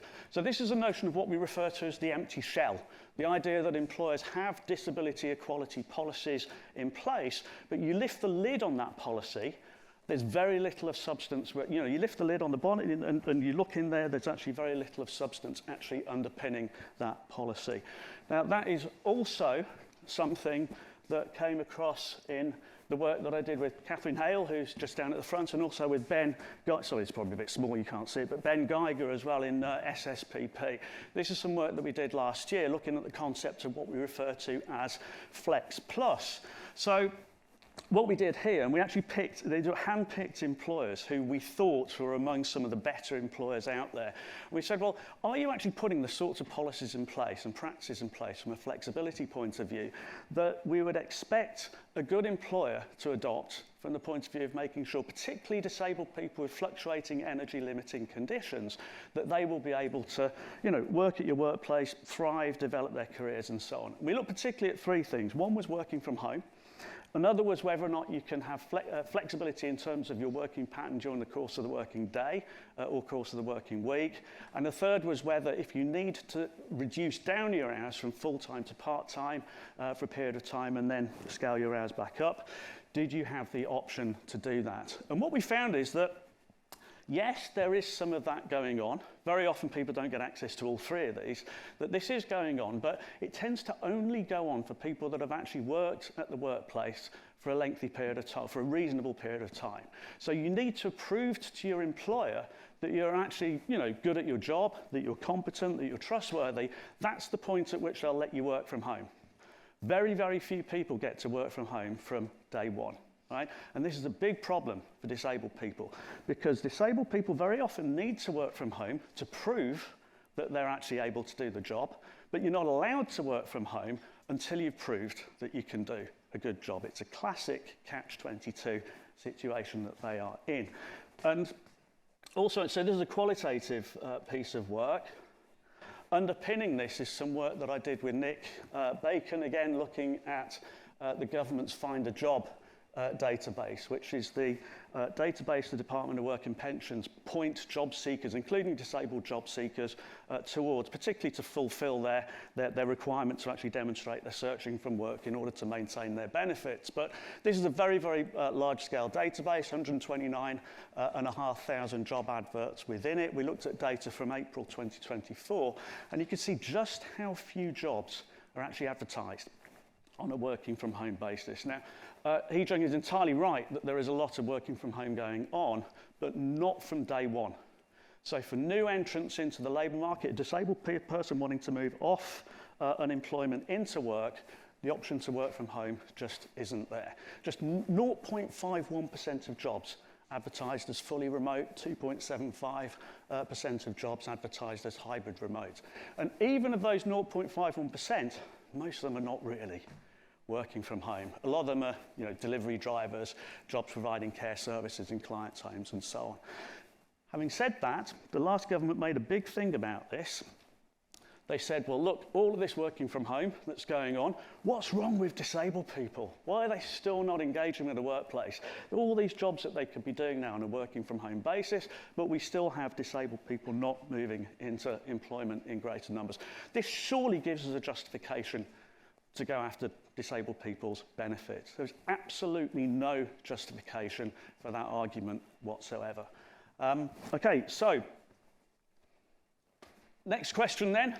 How might the government encourage employers to improve their disability equality practices and thereby improve disabled people's employment outcomes? Okay, this is really, what can government do to focus on the demand side and get employers to step up and improve the way that they're doing things? Now, this is not to say there is no government demand side policy at the moment, because there is. Some of you may, just a quick show of hands, does anybody know what disability confident is? Some of you will be in organisations that will be disability confident members, no doubt. I've no idea, is Kings a disability? I've no idea. Maybe we are, maybe we're not. I don't think we are. Anyway, this is the government's main demand side scheme to encourage employers to improve their disability employment practices and also then subsequently improve their outcomes. There's 3 levels to it. You've got committed, employer and leader. The higher up you go in the scheme, the more you're expected to do. By the time you get to leader level, it's not just about what you do in your own organisation, it's about encouraging other organisations to improve what they do too, particularly organisations within your supply chain. Now, this is quite big business. So DWP actually estimates that there's something like 19,500 disability confident organisations employing 11 million people. So around about a third of all employees in the UK are working for an organisation that is part of the Disability Confidence Scheme. Now, what we would hope is that once organisations engage with disability confidence, that this subsequently has a positive impact in terms of improving their practices and then subsequently improving their disability employment outcomes. Sorry to tell you this, but that doesn't happen, right? That just doesn't have that effect. So at work, again, with my Disability at Work colleague, Nick Bacon, we looked at 128,000, so it's pretty large-scale work. So 128,000 employees in the Work L database. We matched into the database details in terms of whether their organisations was a disability confident member or otherwise. And what we found is that disability confident employers don't actually employ disabled people in greater numbers than non-disability confident organisations. And on top of that, when you actually look at whether or not as a disabled person, are you actually better off working in a disability confident and a non-disability confident organisation in terms of your experience of work, your job satisfaction, contentment and so on? Absolutely no evidence of that whatsoever. And that held at level 1, level 2 and even level 3 leaders we didn't find were any better in that regard. So why is this? Well, in part, it's because the scheme is self-certification, right? Nobody comes in and inspects you to actually look at whether or not you're doing the right sort of thing. So all you got to do, and even people I talk to that are level 3 employers tell me that it's not that hard, even at level 3, where there is an element of peer review, to actually get certified. Now, what might the government do to reform the scheme? Well, our argument is that they need to look at the assessment criteria, particularly at higher levels. So at the moment, the focus is it's all about, just self-assessment, and it's all about your policies and your processes that you have in place. Okay, so can you say that you've got, various, practices, have you got various recruitment practices and so on? You just tick the box to say that you have. Our argument is that you need to shift it away from being focused on processes to be focused on outcomes. And what that will mean in particular is putting employment thresholds in, particularly at levels 2 and 3, so that you say, right, if you want to be a level 2 employee, you have to have at least 7% of your workforce disabled, for example. Level 3, you need to have at least 10% of your workforce disabled. Now, if that happens, what that will do is make sure that disability confidence sends a much more meaningful signal to disabled people in terms of the organisations that are likely to hire and retain them. You will know as a disabled person, looking at a level 2 or level 3 organisation, that they are actually employing disabled people in reasonable numbers. Now, the government did actually overhaul the scheme back in January of this year. And there were some positives to the overhaul that they put into place. First off, you'll no longer be able to sit at level 1 indefinitely. Okay? What they've said is that if you want to be disability confident level 1, that's fine. You can sit at that level for 2 years, but you then need to move up to the higher levels. If you don't move up to the higher levels, we will just simply move you off the scheme.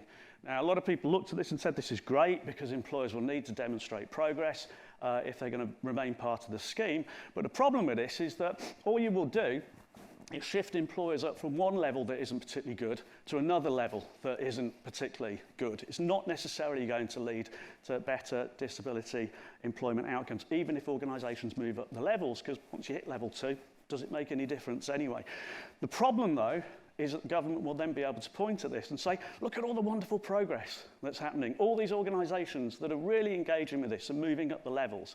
It won't actually do anything to improve disability employment outcomes, though. So our view is that the overhaul that we've seen of the scheme isn't really likely to lead to the scheme becoming any more meaningful. So if the government's current demand-side policy is not working, what will? Okay, that brings me on to talking about the Disability Employment Charter and the work that I've been doing in terms of trying to, in many ways, just push this agenda forward with government, get government to, put into place, in some senses, more robust policies that will actually force the issue, that will require employers to engage, that will provide that support that's necessary. So, sorry, excuse me. A bit of a background in terms of what the Charter's about. So we launched this thing in 2021. I think it's fair to say that it was born slightly of frustration.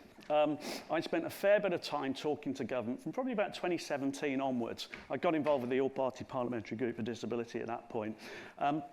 From the point of view of the sorts of policies that we thought government should be looking to put into place. We had a reasonable degree of success, but fast forward to around about 2019-20, this was a lead up to the government's National Disability Strategy. We had a series of meetings with the likes of the Cabinet Office, with the DWP. We didn't really feel that the message was quite landing. And in particular, there was a tendency to use a classic divide and rule strategy. Right? What I mean by that is that we would often go along and we'd sort of talk about the things that we thought that government should be looking at doing. And the response was, well, thank you very much for coming down from your university, from your ivory tower and telling us about your very abstract and, theoretical ideas in terms of what government policy might look like. But in the real world, would there really be any support for the sorts of things that you're recommending? Even amongst disability organisations, will they really think that this is... Because when other people come and talk to us, they have a whole range of other different ideas that they think that we should be looking to adopt. Now, I was never happy with that as an answer at all. So, and just didn't believe it was true either. So I went along and I talked to people I knew at Disability Rights UK. And I said, so when you go and talk to government, what sort of things do you talk about? And they said, well, we talk about reforming access to work, we talk about reforming disability confident, we talk about mandatory report. I said, well, these are exactly the sorts of things that we talk about as well when we go and talk to government. So why are they telling us that when we go and talk to DWP and elsewhere, that we're all saying different things? That was the idea for the Charter. So I said, look, if we all come together, we lay down in very, very simple and clear terms exactly what it is we want government to do, right? If we all sign up to it, and we get other people to sign up to it as well, then government will have to listen. This is the notion that in unity there is strength. There is absolutely no way government will be able to do the whole divide and rule thing if we all come together as a community and say, this is what we think you should be doing. So this is exactly what happened in 2021. We pulled the founder member group together, so Disability at Work, Disability Rights UK, Leonard Cheshire, Scope, DFN Charitable Foundation, Shore Trust Foundation, Unison, and the University of Warwick. Irrespective of what DWP said to us, it wasn't that hard to write the Charter at all, right? There was actually quite a meeting in minds in terms of exactly what the Charter should comprise. So we got the thing, from a presentational point of view, it was a bit harder, but there was quite a lot of work to actually pin that down. But the substantive content, these things such as mandatory reporting, support for supported employment and internships, access to work and disability confident reform, and so on, there wasn't that much disagreement between us at all in terms of what the Charter should involve. So, as I said earlier, the aim was to demonstrate to government the extent to which there's appetite for substantive change in disability employment policy and consensus in terms of what that change should comprise, with a view to encouraging government to adopt our proposals. And he did have this explicit demand-side focus. So where are we now? We have over 300 signatories now. Right? This includes charities such as MenCat, MindSense, all the big national charities are signed up to it. Great support from the labour movement, Unite, UCU, BMA, TUC, they're all involved. Great support from corporates as well, which I never thought we would get. Right? So the likes of Adecco, Coca-Cola Europe Pacific Partners, Page Group and so on, they've all signed up to it too. And other leading organisations, the Paralympics, Amnesty, NHS Trust. Plus, of course, a wide range of disabled people's organisations as well. So, it's very, very difficult for government to deny that there is, significant support from a wide range of stakeholders out there for exactly what it is that we're calling for. Now, I've got some slides in terms of what the charter involves. I've probably not got time to talk through these. So there's 9 asks in particular: employment pay gap reporting, various supply-side asks, reform of access to work, which is absolutely needed. The access to work scheme at the moment, as some of you will know, is in an absolutely parlous state. Reform of disability confidence, as I was talking about earlier, and so on. Okay, but if you look at the website, you'll be able to see exactly what the charter comprises. So I'll move on to looking at what we've actually achieved with it. So it's fair to say that the conversations I have with government now are very different from before. It's not if we should do the sorts of things you're calling for, it's when and how. Okay, so the conversation now, because of the fact the Charter has demonstrated the extent of support for what we're calling for, has completely changed the nature of the conversations that I have when I go and talk to people at Cabinet Office, DWP and elsewhere. So, what sort of things did we achieve, or have we achieved? So, under the previous government, we played a significant role in securing a £3 million pilot funding for supported internships for people with learning disabilities without an EHCP in the 2023 spring budget. That's just been extended by the current government with an additional 9 million. So it's great the fact that we were able to be involved in kicking that policy off. Now, the previous government also reviewed the Disability Confidence Scheme. Right? And in its response, it said they're essentially looking to respond to recommendations from 3 different bodies: Work and Pension Select Committee, Centre for Social Justice Disability Commission, and the Disability Employment Charter. And I nearly fell off my seat when I saw that, to see us listed against these 2 other really established and high-profile stakeholders, and to see us listed against that just demonstrated the extent to which the civil servants involved had fully appreciated exactly what the Charter was all about. Under the current government, a pretty good start with Labour while in opposition. So Vicky Foxcroft, the Shadow Disability Minister, at a reception in 2022, called on the government to implement the Charter in full and without delay. It's just absolutely wonderful to hear her say that. Now, when Labour got elected into government in 2024, Vicky didn't become the Disability Minister, something we were very disappointed about, because we developed a fantastic relationship with her. But Stephen Timms did, probably the next best person in line to do the job. So he became the Minister of State for Social Security and Disability. Now, he, by that stage, was already a Charter supporter. He hosted and spoke at the Unison's Charter parliamentary reception in 2023, and also in his role as chair of the Work and Pension Select Committee, had heard me banging on at him for an awfully long time about the Charter, what it was about, so he already knew an awful lot about it. But beyond that, we also got a lot of our recommendations into Labour's General Election Manifesto, and in the case of mandatory pay gap reporting, into the 2024 King's Speech. I think it's sort of, in many ways, people have actually said to me that the fact that mandatory pay gap reporting for disability and ethnicity is coming at the same time is because we demonstrated to government the appetite for that to happen. There was a general understanding it would be ethnicity first. If that worked, then maybe they would look at doing the same thing for disability. The 2 are coming side by side, and I think we did play quite a substantive role in making that happen. So various policy announcements reflecting several of our proposals. So the introduction of mandatory reporting in the Equality, Race and Disability Bill that was confirmed in March of this year. Now that, I think, like I was saying, it's fair to say that we played a massive role in making that happen. The amount of time that I spent talking to the Cabinet Office and the Cabinet Office team responsible for this bill. I'm surprised they didn't take a restraining order out against me, to be honest, because of the amount of time I spent on their backs about it. The Employment Rights Act in relation to statutory sick pay, flexible working as a default from day one, statutory rights, time off for trade union equality rights. Now, these things may have gone into the bill irrespective of the work that we've done, right? But the fact that Unison played a massive role getting because Unison have just been fantastic in terms of their backing for the Charter and the work they do with Labour. The work they did getting these things into Labour's General Election Manifesto on the back of the Charter, I would like to wager at least played a significant part in terms of making these things happen. And then down here, time limits for employer responses for reasonable adjustment requests. So this is born of the fact that Unison have often said, you know, people will make a request for a reasonable adjustment and it just won't happen. It will just disappear into the ether. People just don't hear back. Right? So we need to have a right for people to actually hear back within a reasonable time frame. The time frame in the Charter is 2 weeks. Now, we had a reception in Parliament, well, exactly 12 months ago, actually. Stephen Timms announced at the reception that he'd instructed the Cabinet Office to explore introducing this proposal, and we are now, I've actually talked to the people that are involved in doing this. I'm hoping it's going to be good news, but we're expecting an announcement on this imminently. Now, that's a policy that just absolutely wasn't on the radar before the Charter, so if that comes in, that's something that 100% we have been responsible for introducing.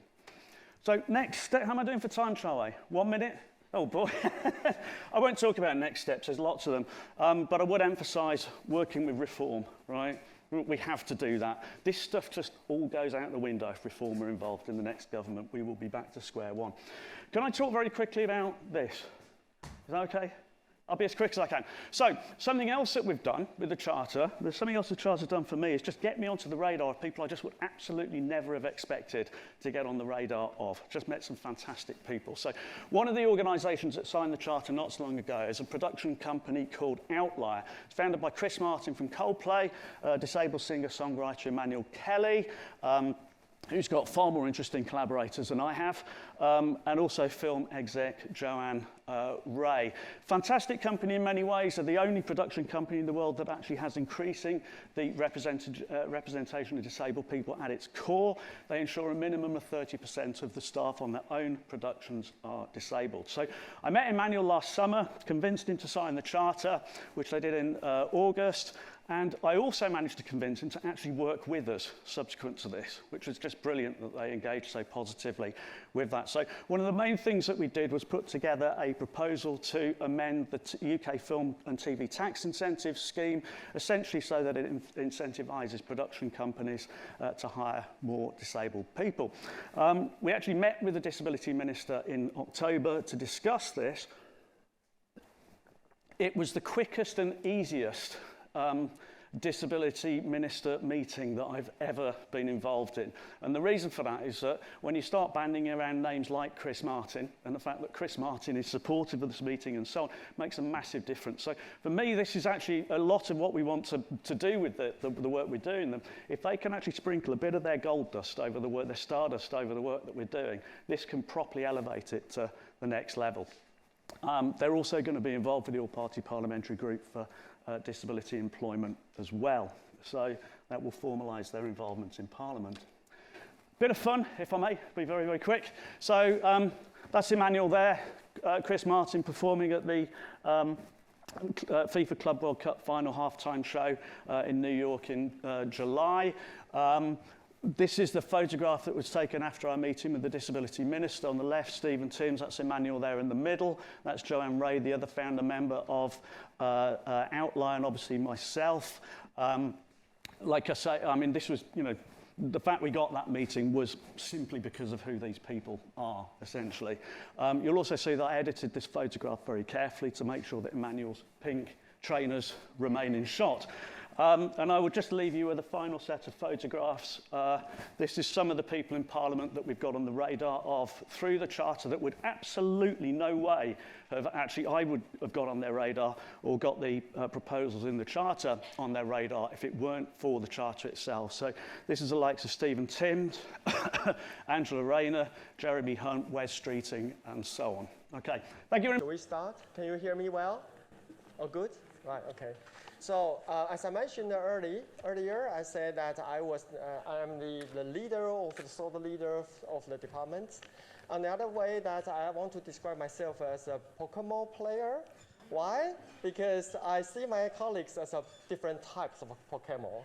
And then not only they do the different research, but also they have a different strengths and skills. And now I'm going to present you another Pokemon from our department. Okay, Mladen. Mladen will present his research on ethnicity differences in recruitment outcomes. And then he is also based in our department. His work generally focuses on global management and leadership, particularly ethnicity, ethnic diversity and discrimination, cultural differences, and inclusive leadership. Yeah. He also do research on multinational virtual teams. His recent research focuses on the glass ceiling facing ethnic minorities in assessing leadership roles. And then this study has been recognized by Financial Times to generate the social impact to the society. Yeah. And today he will share his research on this topic and also how to support inclusive hiring and building a more inclusive workforce. So let's welcome Mladen. Yes. Good afternoon, everyone. Thank you for this kind introduction, Charvey. Don't worry, this will not be about Pokemon. We will focus here on human resource management research.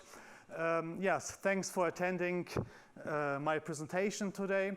Today I prepared a presentation to summarize my research program about the role of ethnicity in recruitment and selection. Does the name matter for job applications? And of course, today's conference is about bridging the gap between academia and practice. It's also about applied research. So I will also focus on what organizations can do to create inclusive hiring practices and also what individual job applicants can do to improve their hiring outcomes. So this research program actually started already 10 years ago in Australia. I was teaching at the University of Melbourne in a very international environment, many international students. Was teaching classes around leadership, recruitment and selection, organization and behavior.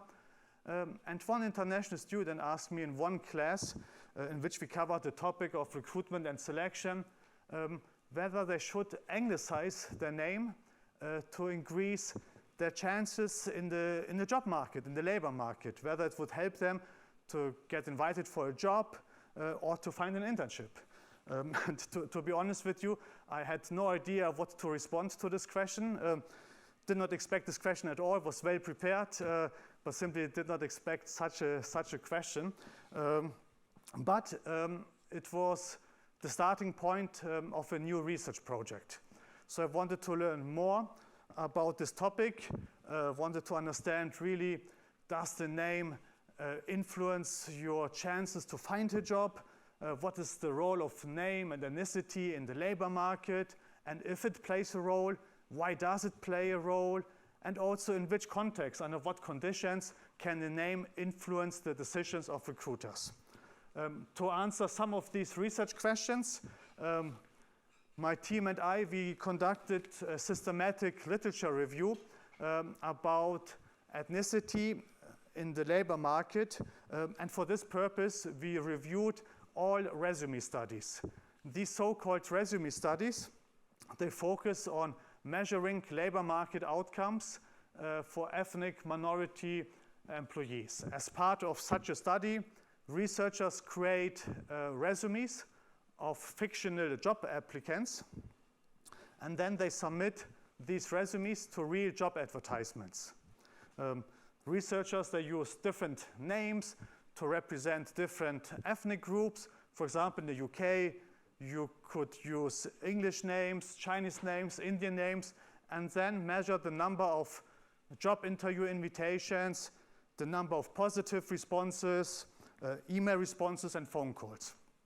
And this is usually considered best practice in labor market research. Why? Because recruiters, they don't know that they're part of this field experiment. So you get a very rigorous and robust way to measure hiring outcomes, labor market outcomes in such an experiment. Coming back to the literature review that we conducted, we identified 124 resume studies that have been conducted in many countries around the world. If I remember correctly, there were more than 20 countries, even 30 countries where such studies have been conducted. Usually researchers send thousands of job applications to real job advertisements. And coming back to the question, does the name matter for job applications? The answer is yes. Based on these studies, more than 95% of them reported that yes, your name influences your chances to get a job interview invitation. So that's the first important finding, so strong evidence that the name plays a role. Second interesting finding in this literature review is that there were large differences between the studies. In some studies, for example, here on the left, conducted in Italy, Greece, Ireland, there were discrimination rates of 50% or even higher, meaning that ethnic minority applicants received on average 50% fewer positive responses than the ethnic majority group for identical resumes or almost identical resumes. However, in few other studies, like for example here on the right, the discrimination rate was 10% or 28%, so quite or relatively low compared to the other studies. So this points to the need to conduct future research about the context, about the conditions, about the industry, occupations, type of organizations, recruiters' decision making, and so on. Based on the literature review, we can already say that this hiring discrimination seems to be less likely in occupations or for jobs where it is difficult to find high-skilled employees. So for example, for organizations who have difficulties to recruit software engineers, this is often an occupation where we see almost no hiring discrimination because it's so difficult for organizations to recruit these high-skilled employees. And also the study here on the right in Germany was conducted for internship positions. So really for jobs or for internships that are for young students or high school students, whereas perhaps also less competition and of course lower pay. Then on this slide we can see another fascinating study or a summary of this study, a quantitative meta-analysis that included 97 resume studies to answer very similar questions that we tried to answer. This looks now very complex, but it's actually quite straightforward. So here we can see as examples 9 countries where we saw the highest number of resume studies: the USA, Belgium, Canada, France, Germany, Great Britain, Netherlands, Norway, Sweden. And then we can see different numbers. What do these numbers mean? For example, here in France we have 1.78. This means the ethnic majority group received on average 78% more positive responses for their job applications. So coming back to the main findings, so they reported also 2 main findings. First, that yes, the name matters, that this hiring discrimination is a persistent problem across many countries around the world. And second, that we see relatively large differences between studies in terms of the discrimination rates. This research team, by the way, also conducted another recent analysis and study about the trends of this labor market dynamics. And they collected all resume studies in the USA, conducted in the last 25 years, and they analyzed whether there was any trend. And there was no trend, no increase, no decrease. They expected a decrease because of all these recent diversity and inclusion initiatives, improved education, and so on, but no change was reported. Building on this research, and also to expand this resume study research, my team and I conducted a new resume study that focused on leadership positions. In Australia, we have a very multicultural society. Many employees, managers, or many citizens who are not born in Australia, 21.5%. But in the workplace, we often observe a lack of ethnic minority leaders.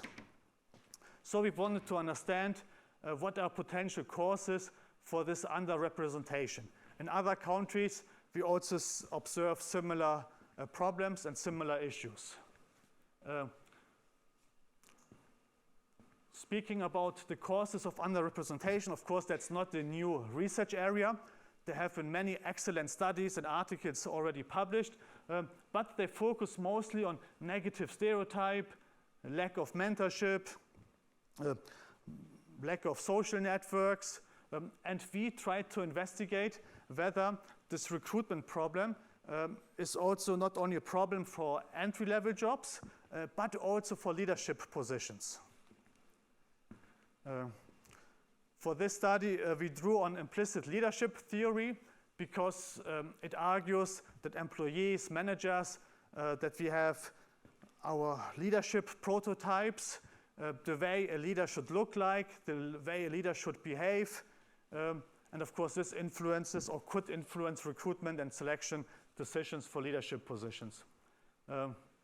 Drawing on this theory, we explained our hypothesis about the role of ethnicity in the recruitment process, and of course also for the recruitment of leadership positions. To test our hypothesis, we conducted one of the largest labor market studies in the world and submitted more than 12,000 job applications to over 4,000 job advertisements.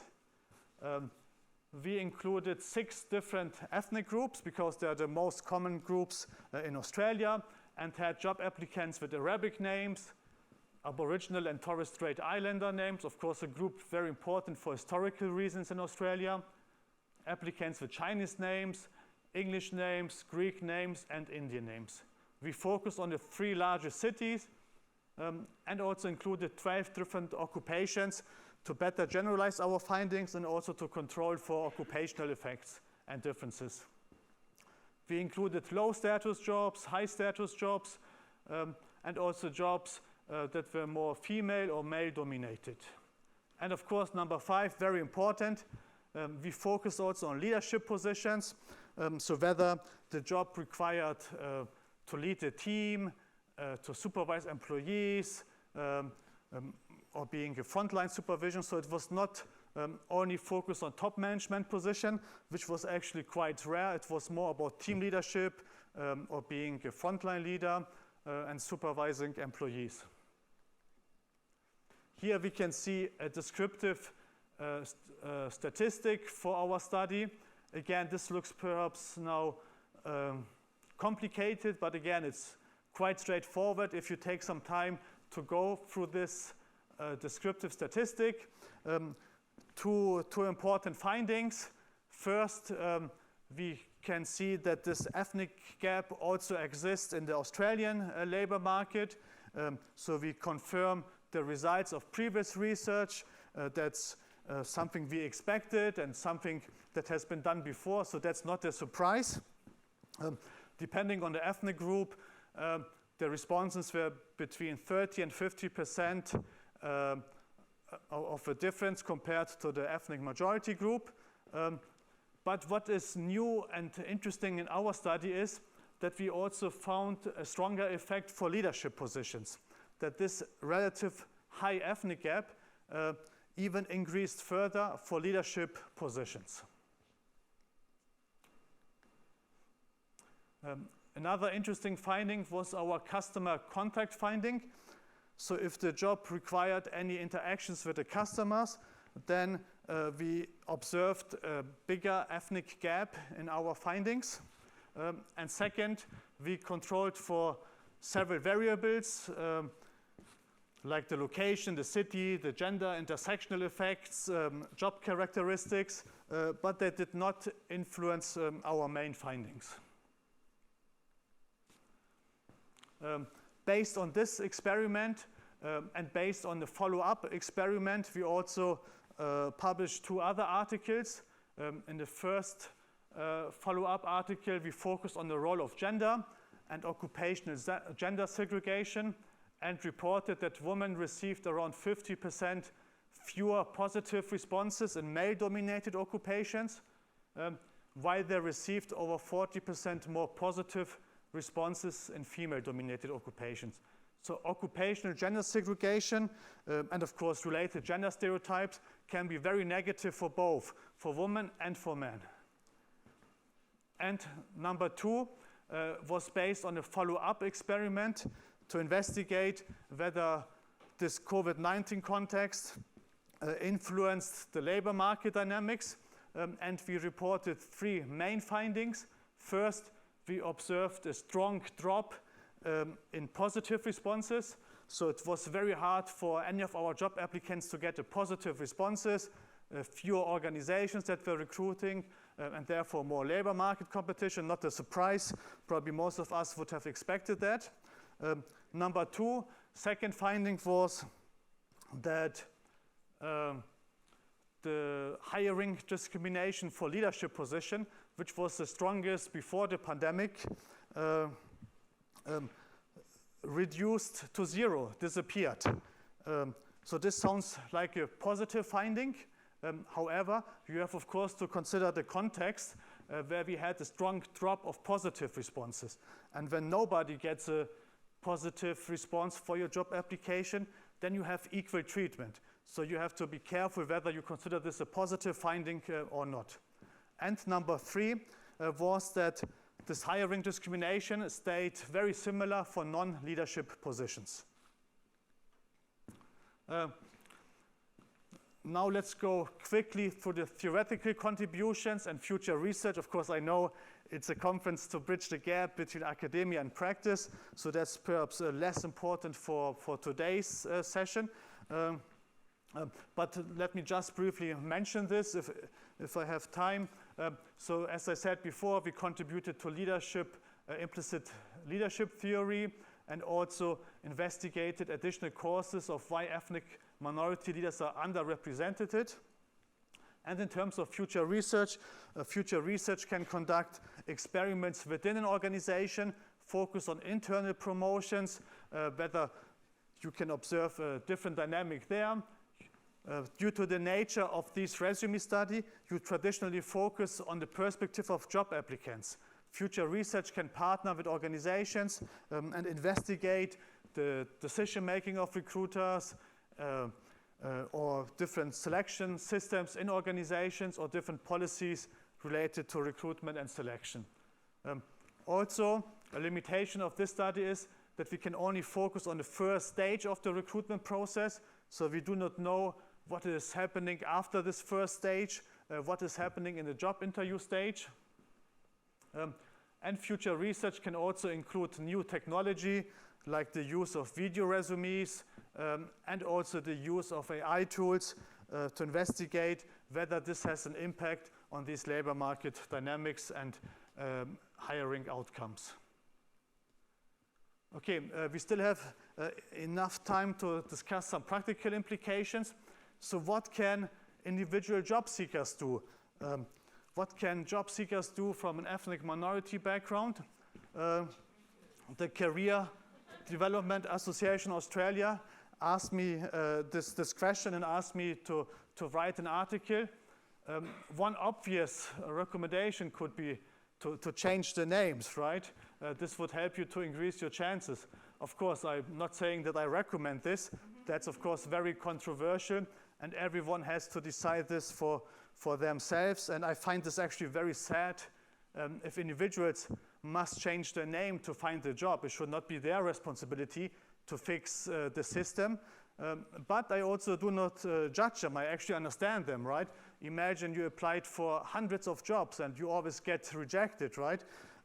In the end, you do everything to get a job or an internship or to be allowed to stay in the country. So I had many international students in the last 15 years, many anglicized their names, and I understand why, of course, right? There's, of course, pressure in the labor market. Then number 2, you can think about applying to employers who value diversity and inclusion. There are some organizations who believe in the benefits of having a diverse workforce. They think it can increase creativity, innovation, knowledge exchange, new and different perspectives. So this could help you to be invited for a job interview. Or you do the opposite. You think about organizations that are very homogeneous, who lack diversity, and who need to become more diverse. Think about some government organizations in the European Union. Recently, they had these initiatives about increasing diversity in the workforce, or think even about more extreme examples like police organizations, military organizations, which lack diversity and which have all these recruitment campaigns as part of the employer brand to encourage more diversity among the job applicants. Then, as an international student, it's important that you communicate clearly your work rights, that you don't require sponsorship in your job application, so that organizations are not inviting you because they're afraid that they need to sponsor you. Number 4, based on empirical research, that's of course all based on empirical research, earning a domestic educational degree can improve your chances in the job market. Of course, it's very expensive and it takes a lot of time, but it can help you to boost your chances. Number 5, also an interesting one, applying for volunteering job to get some domestic work experience so that you can add this to your resume. Number 6, of course, we all are doing this today, networking, attending conferences. Many jobs are not even advertised, so it's another way how you can find a job. Number 7, some ethnic minority applicants, they make the mistake and they think there will be unfairness in the labor market, so they try to compensate for this by sending out more job applications.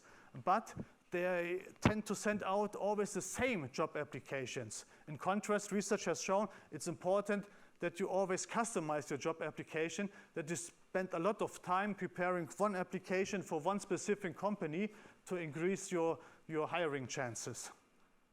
Number 8 sounds easy and straightforward, but it's actually challenging. Asking for feedback on your job application, think about you get 100 rejections, right? Or 10, 20, 30. Your confidence level is already very low, so the last thing that you need is another negative critical feedback from a friend or family member. Number 9, experimenting with job applications. This applies, of course, to everyone, that you can try out different layouts, different structure. There will be, of course, occupational differences, industry differences, something that can also help. And number 10 is also quite interesting. It's also recommended to follow up on unsuccessful job interviews, asking for feedback, what can you do better the next time, or asking for anything that you could have done wrong. And final slide, and then we're almost done for today. Taking the organizational perspective, here are 10 evidence or research-based recommendations about what organizations can do to create a more inclusive hiring. A direct implication of this resume study research is to experiment with anonymized job applications. In this way, you can take out ethnicity, gender, you can take this out from the first recruitment stage. Number 2, also, of course, very important, improving the training of recruiters. In some organizations, employees or managers with recruitment responsibilities, they did not study human resource management. They did not get any training in recruitment and selection. They are selecting the candidates thanks to the technical expertise. So improving the training of these recruiters could also help to make the recruitment process fairer. Number 4, also quite popular, making the recruitment team more diverse, including employees with different backgrounds, gender, sexual orientation, ethnicity, nationality, disability, and many, many more.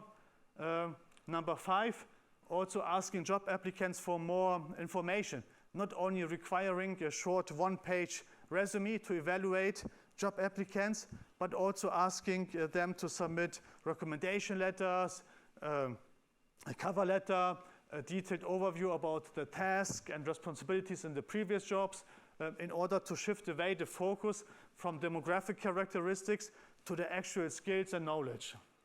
Number 6 is about implementing standardized recruitment procedures using the same checklist to scan the resumes of everyone, or using structured interviews when you interview job applicants. Number 7, including specific diversity recruitment goals.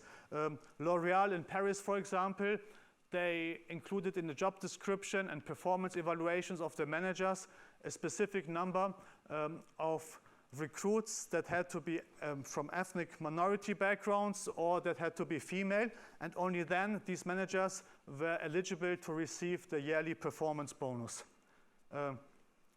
Number 8, also very important, using diverse recruitment channels. As an organization, of course, you want both, right? You want to recruit for excellence, for performance, for future performance. You want the best talent.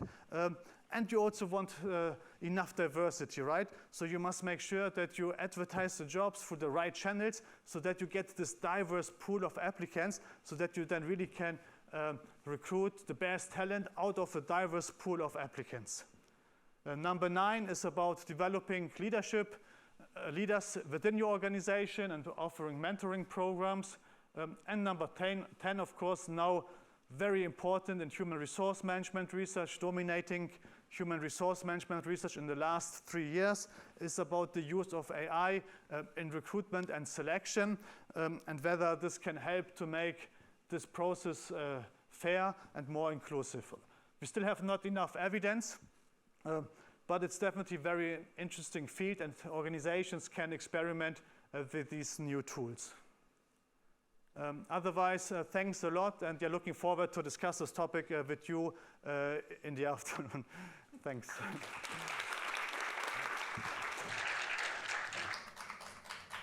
Hello, everyone. Thank you for being here for our last keynote session and also the last session of the day. I hope that you enjoyed the day so far and you collect a lot of ideas, and then, yeah, you can bring these ideas back home and generate your next research projects or maybe next research program. Right, okay, final session, AI and work. You probably think, finally we talk about AI. Yeah, it's a big topic that we cannot avoid when we talk about future of work, right? Yeah, so trust you that same as me, like we get excited to know what's going on here and what will be presented and shared here. I want to introduce our keynote, Alexia Cambon, yeah, from Microsoft. I also want to highlight that she is our alumni from King's. Yeah, so this is another way I collect Pokemon. I say I'm the Pokemon player. Not in real life, you know. I'm just metaphor. I collect different Pokemon, so therefore in different contexts, I bring this Pokemon to different audience. And then this is another Pokemon here. Yeah, right, okay. So then you can see that how beauty of Kings is, right? Because we have a lot of people and we have a lot of researchers and thinkers at King's. Right, okay, so Alexia leads a research team at Microsoft, and mainly their team is to do the research how Gen AI is transforming work behavior and how we need to rethink about management in the AI-enabled workplace. So that will be the main conversations here. And today she will share her insight on Gen AI and the future of work. And then the keynote will have 40 minutes presentations and followed by Q&As. So during the presentations, then you can start to think about what questions that you want to ask. And then we will have time for you to raise your hand, and then we will have conversations. Okay. Okay, now time pass to Alexia. Thank you so much. Hi, everyone. I'm acutely aware that it's been a long day, and I'm your last session. And I'm just standing between you and a well-deserved alcoholic beverage or non-alcoholic beverage. So I'm going to try and make this as entertaining as possible. I'm Alexia. Thank you for the lovely introduction. I'm a research director at Microsoft. I sit in the Office of Applied Research, which in essence is led by Microsoft's chief scientist, Jamie Teven. I also lead an initiative at Microsoft called the New Future of Work. We are a coalition of scientists from all across the company who study work, who try to understand how it's evolving. We were founded during the pandemic when it became apparent that our customers and the leaders within those customer organizations would need data and insights to make very big decisions, and then we gradually evolved to being focused on AI 99% of my work now is AI. So I'm here to share some of what we've been seeing, some of what we've been learning as we've been doing this research. I flew over from Seattle on Friday, so I'm over most of the jet lag. I went straight into a weekend with my 2 nieces and nephew, all of whom are under the age of 10. So the jet lag might be gone, but the exhaustion is there a little bit. I'm under strict instruction to not remove these bracelets. My nieces made them for me, so this is why they're on display. So please capture some photos of them so I can prove to them that I kept them on throughout my time here. So AI in the changing work environment. One of the really fascinating things about this specific moment in time is that our environment is evolving quicker than we can keep pace. And I think we feel it almost physically, right? We feel it in our gut. It's something that keeps us up at night. It's something that worries us a lot. And this is something we've inherited from our parents and our grandparents. The environment is always changing, but right now it is changing enormously quickly. And some of what my research team and I have been doing is to try to track that evolution and in essence put together almost a history of all the changes that have happened in a very short period of time.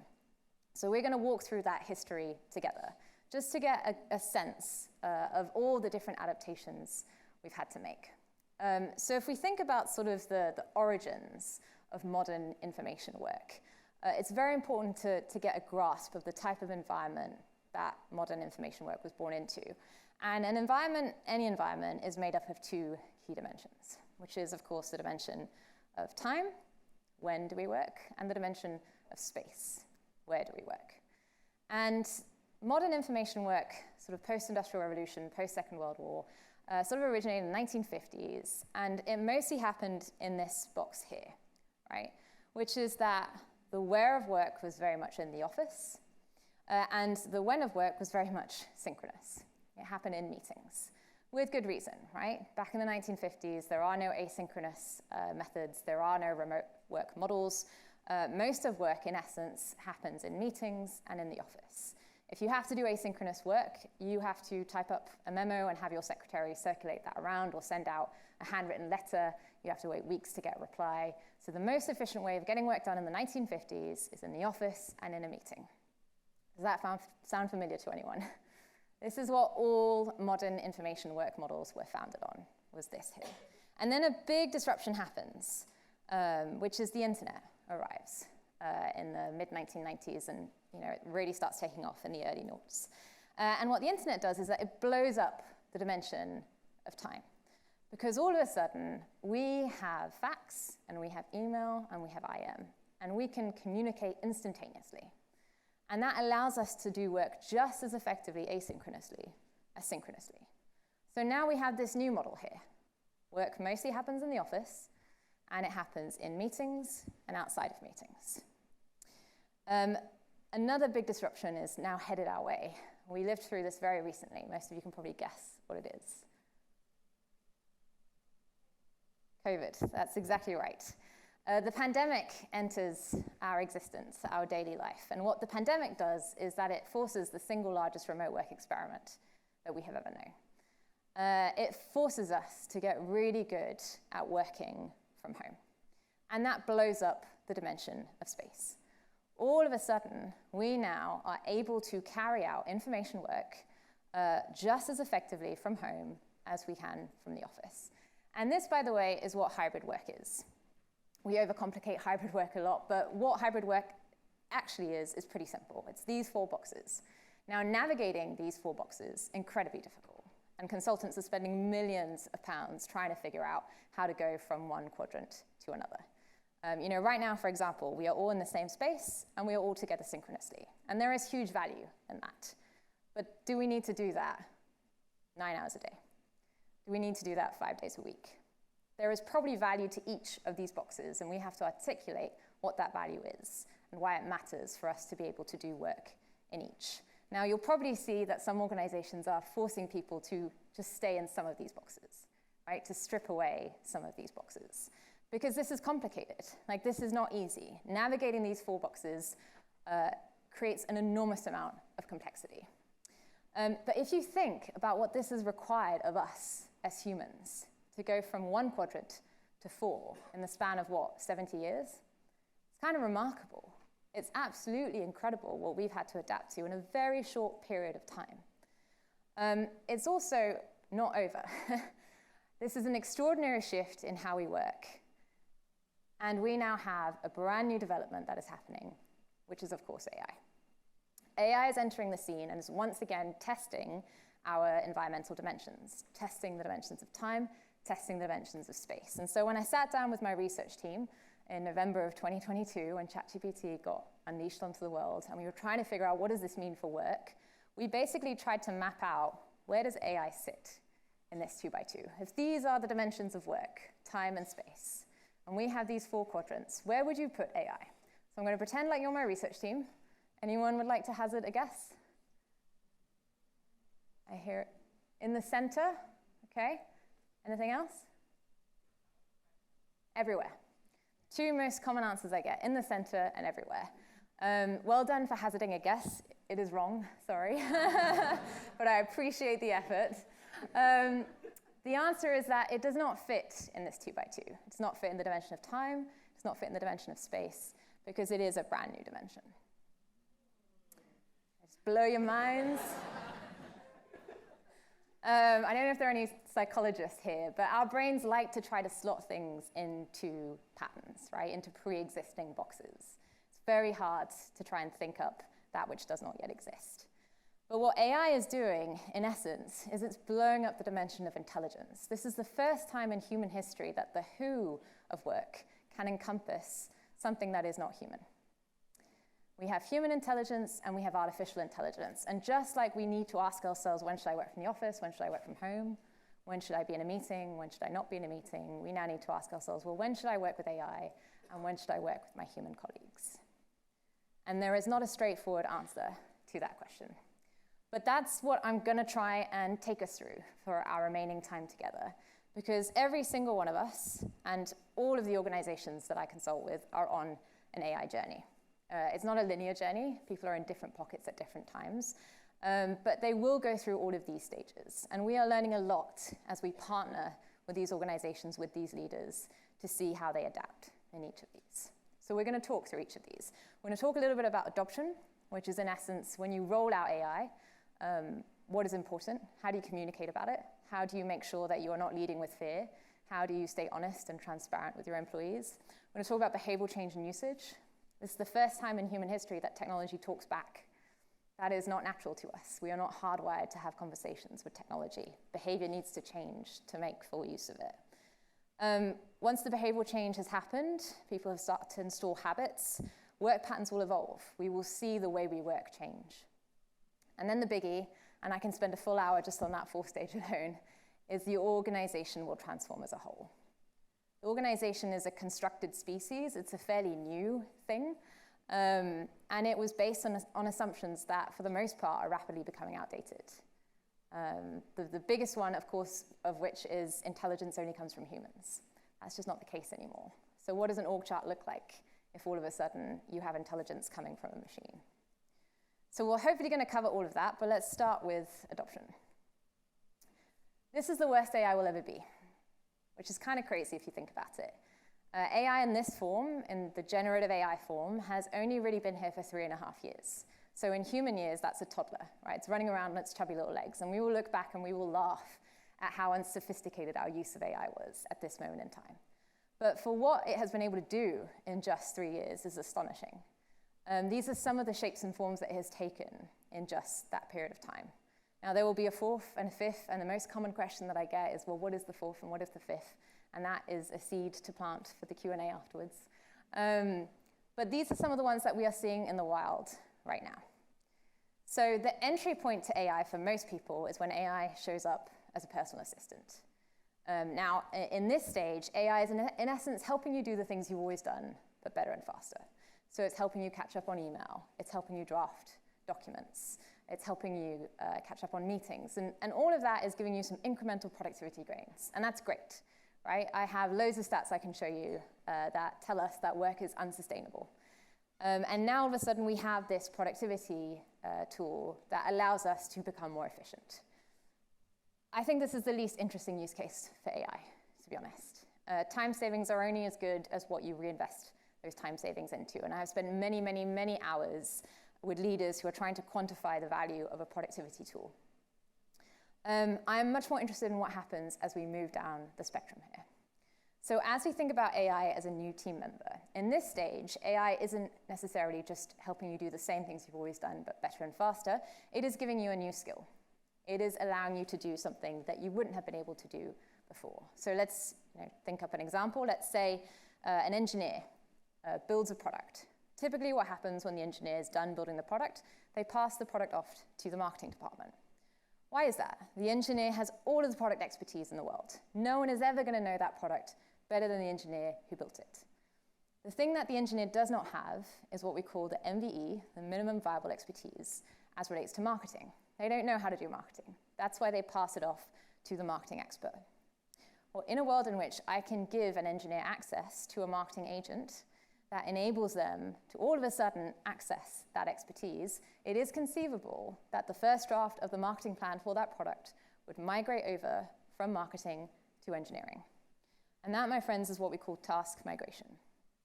Task migration is something we should expect will happen across all different functions, across generalists, across specialists, tasks migrating across the boundary from one part of the company to another. I can give you a personal example, something that I've experienced myself. Typically, whenever I publish my research, it lives in an academic white paper. I'm under no illusion that very few of the customers I work with will ever read that academic white paper.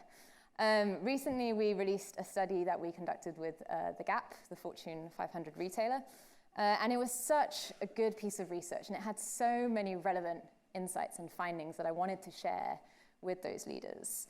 But I knew the academic white paper wouldn't cut it. So what my team and I did is we built a website. Within 48 hours, we had created a place for all of that data to live. It was interactive. People could go in and click on the data. None of my team are software engineers. None of us are website designers. None of us have any coding history. But now, because of AI, we're able to do something we had never done before, which was build a website. Now, no website designers were harmed in this process. Microsoft's web design team is still alive and kicking, right? What happened here, in essence, is that my team were able to do something of higher value to Microsoft, deliver a higher value output because we had access to expertise we wouldn't have had otherwise. And that raises huge questions, right? About our role design, about those tasks migrating over to us. Do I want website design to live in my role as a researcher? Who knows? It also raises questions about, well, if everyone can build a website, does the market become saturated with websites and websites then lose their value? All of this has ripple effects. But task migration is something that we can start to map out now. Okay, so the third stage, think of this as, in essence, not doing the same things but better, not doing new things, but doing fewer things. This is the point of view of the marketer who has just lost the first draft of the marketing plan. Right? That has migrated off their plate over to engineering, and that marketer might be feeling a little bit vulnerable right now. Because as an employee, you are compensated based on your ability to carry out a series of economically valuable tasks. And if all of a sudden those tasks are leaving your plate, you're going to start to ask yourself, well, what is my value at this company? And that is an extremely vulnerable, delicate point in time. So we need to be very careful about this stage. This is also the stage of multi-agent systems. Raise your hand if you've heard of a multi-agent system before. Okay, so maybe about half the room. A multi-agent system, in essence, is when everyone has their own agent, and those agents are talking to each other. The best example I can give you of a multi-agent system comes from a case study that I always raise in rooms like this. And I'll be completely honest with you, it came from when my mum asked what a multi-agent system was, which her fascination of AI in turn fascinates me, because she's not a super tech-savvy person, but she loves the thing. And she was asking me, what is a multi-agent system? And the best way I could describe it to her was to use a dating example, because my mum used to be heavily invested in my dating life before I got married. So I'm going to use this example here in this room. So Bumble is a dating app. The founder of Bumble, Whitney Wolfhard, she came out a couple of years ago, and she talked about her vision of Bumble in the era of multi-agent systems. And in this era, in essence, every single person on the app, every user has their own agent. So, you know, let's say I'm just going to pick someone randomly. What's your name? Okay, Clara? Cara, okay. Tara, with a T, perfect. Okay, and you on Tara's side? Mark, Tara and Mark. Okay, so let's say Tara and Mark were on the app. I've never met Tara and Mark before, by the way. I don't know if they're in a relationship or if they're not. This is completely hypothetical. Let's say they were both on the app, right? And let's say, you know, Tara's agent started talking to Mark's agent, and Tara's agent would say, so Tara is, I don't know, a researcher and, you know, is studying at King's. I don't know this about you, by the way. And Mark would say, oh, you know, Mark, he's an organizational psychologist, and, you know, he's a keen runner. And those two agents, in essence, would have to decide whether or not Tara and Mark would be a good fit for each other. And that, in essence, is you delegating decision rights to those agents, right? In essence, you would never talk to each other, the pair of you. You would have given the decision rights to your agents to have a conversation together. And what's happening here is that we're making dating efficient. Now, you can argue, as I would, that, you know, I had to go on 100 bad dates to really appreciate the good one that I got. Whether you agree with it or disagree with it, it is coming. We are going to be entering a world in which agentic commerce is common, in which, you know, agentic dating is common, in which the agentic workplace is common. And by that I mean, you know, it will be commonplace for me to say, oh, my agent will talk to your agent. So this is a very important key takeaway for us. Again, this is the worst day I will ever be. And I think it is incredibly dangerous in this adoption phase to just assume that AI is static and will not evolve. It will evolve. It will continue to change very, very rapidly. And speaking of change, behavioral change is a hugely important part of all of this. I am fascinated by behavioral economics. I think organizations tend to underestimate how important behavior is to the rollout of any tool. And I think one of the things we're realizing with AI is that it doesn't feel natural, as I mentioned before, to talk to machines and to have them talk back. And it's really important for us to get a good gauge on what exactly will drive people to adopt a technology that feels so unfamiliar and that feels so strange. One of the things that I would like to do in order to sort of bring this to life is to run a little mini experiment with you, if that would be okay. I see some reluctant nods. Okay, I'm just going to enroll you in the experiment, whether you like it or not. I would like those at the front to stand up and swap seats with those at the back, please.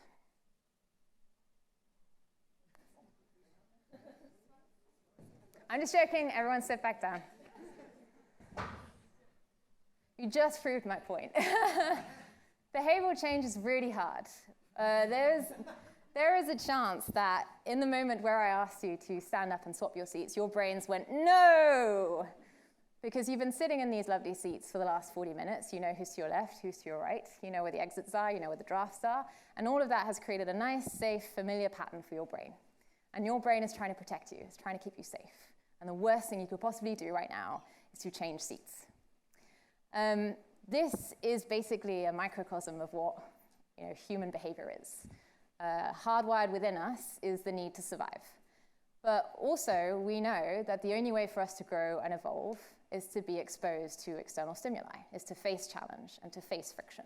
And that is the biological tension that is constantly at play, right? The need to grow versus the need to keep myself safe. So users, when they're adopting new tools, are constantly wondering, is it worth it? Is it worth the change? Is it worth me doing something new? So we wanted to figure out in a very scientific way, well, what could incentivize people to use these tools? So Copilot is the Microsoft AI tool. It's what all of our research is done on.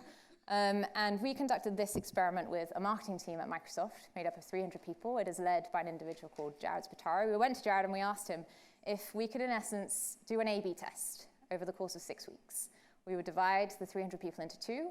Half would receive a series of interventions, things we hypothesized would drive usage, and the other half wouldn't receive any. They would be our control group. And then we would look at which interventions actually worked. So these are the interventions we deployed.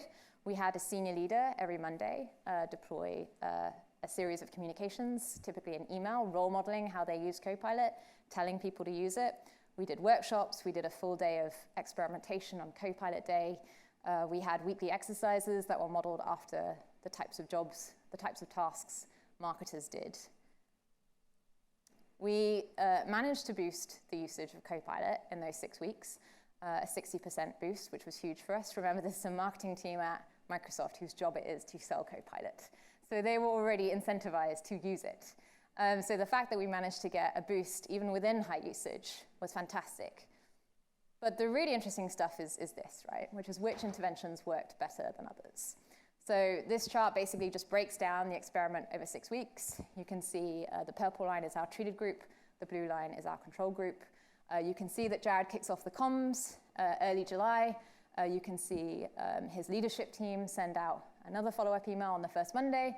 We have our first workshop on the Wednesday. You can see the dip on July 4th, because everyone's obviously on holiday at that point in time, all the way through to co-pilot day with the massive spike of experimentation and so on and so forth. Now, the 63% boost on Wednesdays we would expect, because that's when we were doing our workshops, so you're forcing people to use it. It's forced usage. But the 37% on boost on Tuesdays stuck out to us, because what was happening during that period of time? The only thing that was happening was the Monday comms. And if we are seeing this spike every Tuesday, that means that those Monday comms are working. And that was a huge aha for us. When leadership role model something, when leadership tell you to do something, it has an effect. Ironically, we deployed a survey after this experiment asking people, which of the interventions do you think worked? And leadership comms ranked penultimate bottom. People don't want to believe they're influenced by authority, but they are. So first big takeaway, leadership signals are critical, especially for a tool that people are learning how to use. You need permission to experiment. You need your leader to send you regular updates telling you, go play with this tool. This is important for you. This is important for your career that you embrace this. We saw on co-pilot day that experimentation is a huge part of this. There is a different standard of accountability when you're experimenting as a team. And that's what co-pilot day was all about. It's about bringing people together on site in person so that they could, in essence, try out new things. When you're using it by yourself, one-to-one, there's a higher likelihood that you won't persevere. Power users are critical. They are much more likely to learn from others, much more likely to tell others about AI. There was a particularly interesting aspect to these power users that we observed. There was a percentage of them who objectively met all the criteria for being power users. They used it frequently, they used it intensely, they used it across many different apps. But what we saw was that a certain amount of them, when we asked them, would you consider yourself to be a power user, said no.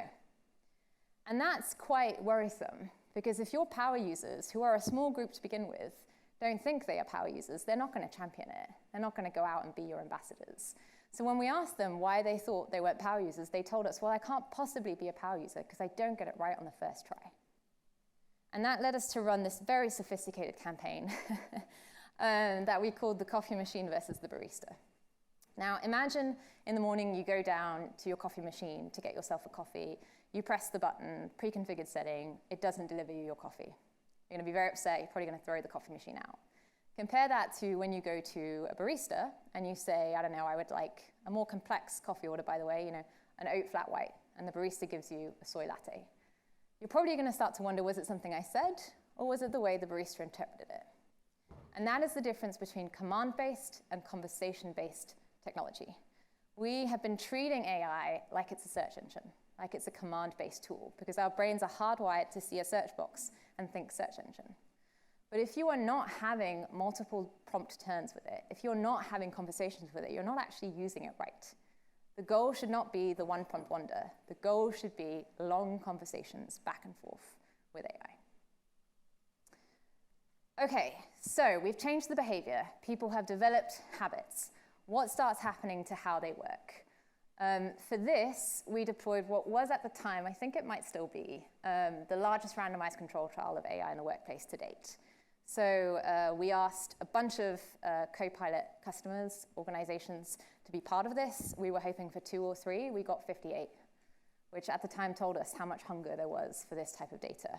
So we enrolled 6,000 employees into this trial. At random, half of them got allocated a co-pilot license, the other half didn't. And then we observed what the difference in work patterns was over a period of 12 months. Here's some of what we saw. Now, these are the largest effects per customer. There were some customers, I'll be frank, that had very, very small effect sizes or no effect sizes. So these are the single largest ones that we observed. We sort of looked at 3 areas. The The first thing we looked at was email, and this was the place there was the greatest consensus, a significant decrease in time spent on email, and that told us something. What that told us is that the first layer of comprehension and consumption is becoming agentic. You are no longer going to your inbox and manually checking every single email. You are now starting to go to your Copilot, to your AI, for your AI to do that instead. And that is a huge shift in how we work, because most of how we work is basically all based around consuming information. And that first layer of consumption is now becoming agentic. Collaboration is something that's of real importance to me in particular, because if we think about collaboration, it's a very human thing. And what we don't want to happen is for us to start going to AI to collaborate with AI, because it's easier to work with. And why is that? Well, that's because friction is the single most important ingredient in collaboration. The fact you disagree with me on my idea is what's going to make the idea better. So we don't want to see a bunch of humans go to AI and for AI to be sycophantic to get work done. Thankfully, we didn't see that in the data. Thus far, we actually saw human-to-human collaboration increase, more documents being edited, more comments being put into the document. And all of this is telemetry data, by the way. These are the mouse clicks that are emitted from the M365 suite that we can collect within our metadata and observe. But this is an area we need to keep a very close eye on. And then finally, meetings. There was no consensus on meetings. I'd love to be able to tell you AI dramatically reduces your time spent in meetings. That was not the case. Some companies had increases in time spent in email, some had decreases. We did talk to Dow Chemical Engineering, who had strange metrics within their meeting space. And what we saw with Dow was they had given Copilot to a team of white paper authors whose whole job was to write up white papers whenever they release a new chemical product, breaking down the chemistry components. The way they used to do this before Copilot was it was largely asynchronous. Everyone would write their section, send it off, write their section, send it off, et cetera. With Copilot, they started getting everyone on a call, and then they would write the paper out loud. And by that, I mean each specialist would just say, well, this is what's going to live in my section. Together, they would discuss the abstract, the conclusion. They would feed Copilot all of the relevant context, all of the relevant documentation, and then Copilot would go off and write the white paper. And that is a completely different way of doing a meeting. Okay, the big one, organizational transformation.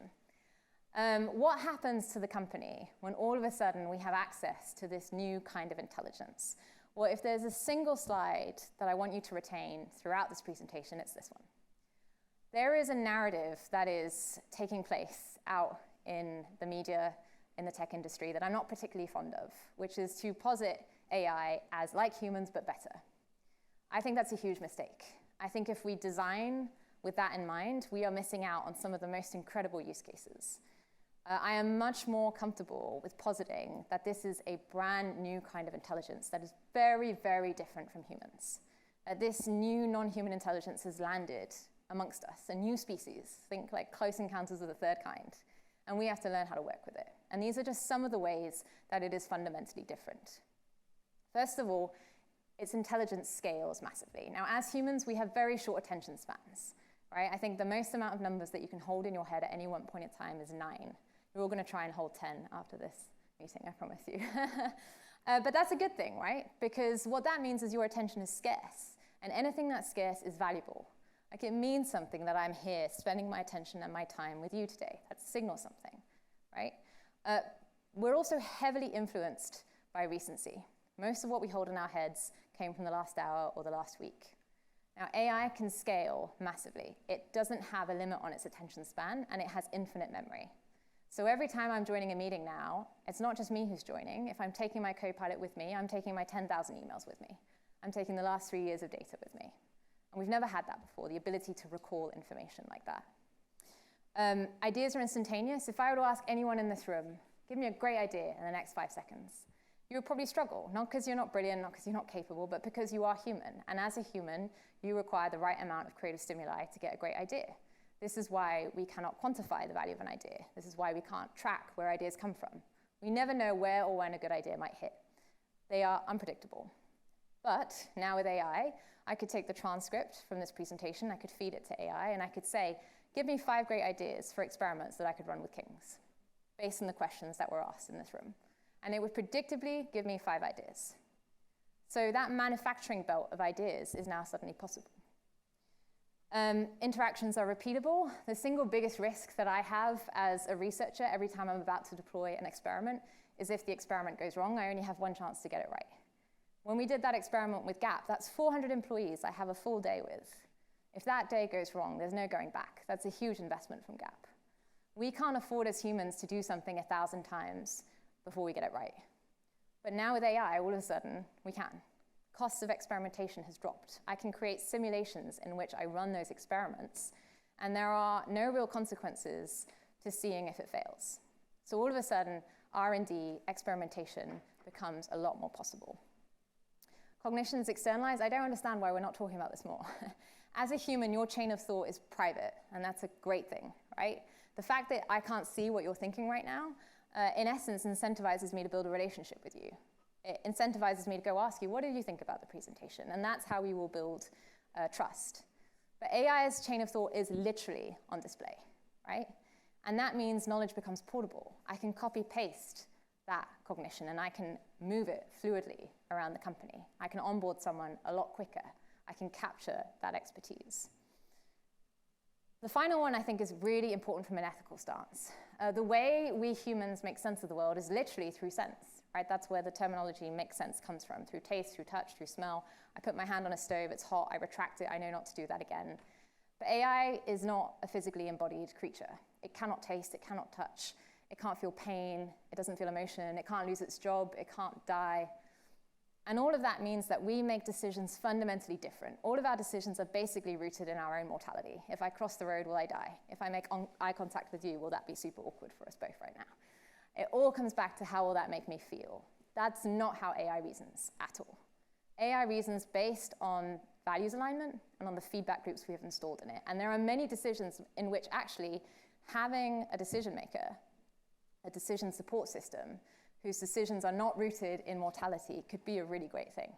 Just like there are many decisions in which doing it based on your own mortality, based on your human attributes, is equally important. So, the concept of the company as a constructed species, as economists call it, was based on a very simple economic reality, which is we have a bunch of humans and we're going to give them a bunch of machines. And I think we've been trying to categorize AI as either a new type of machine labor, like a new type of software, or as a substitute for human labor. And I don't think that's right. As we've already seen, it is not anything like humans.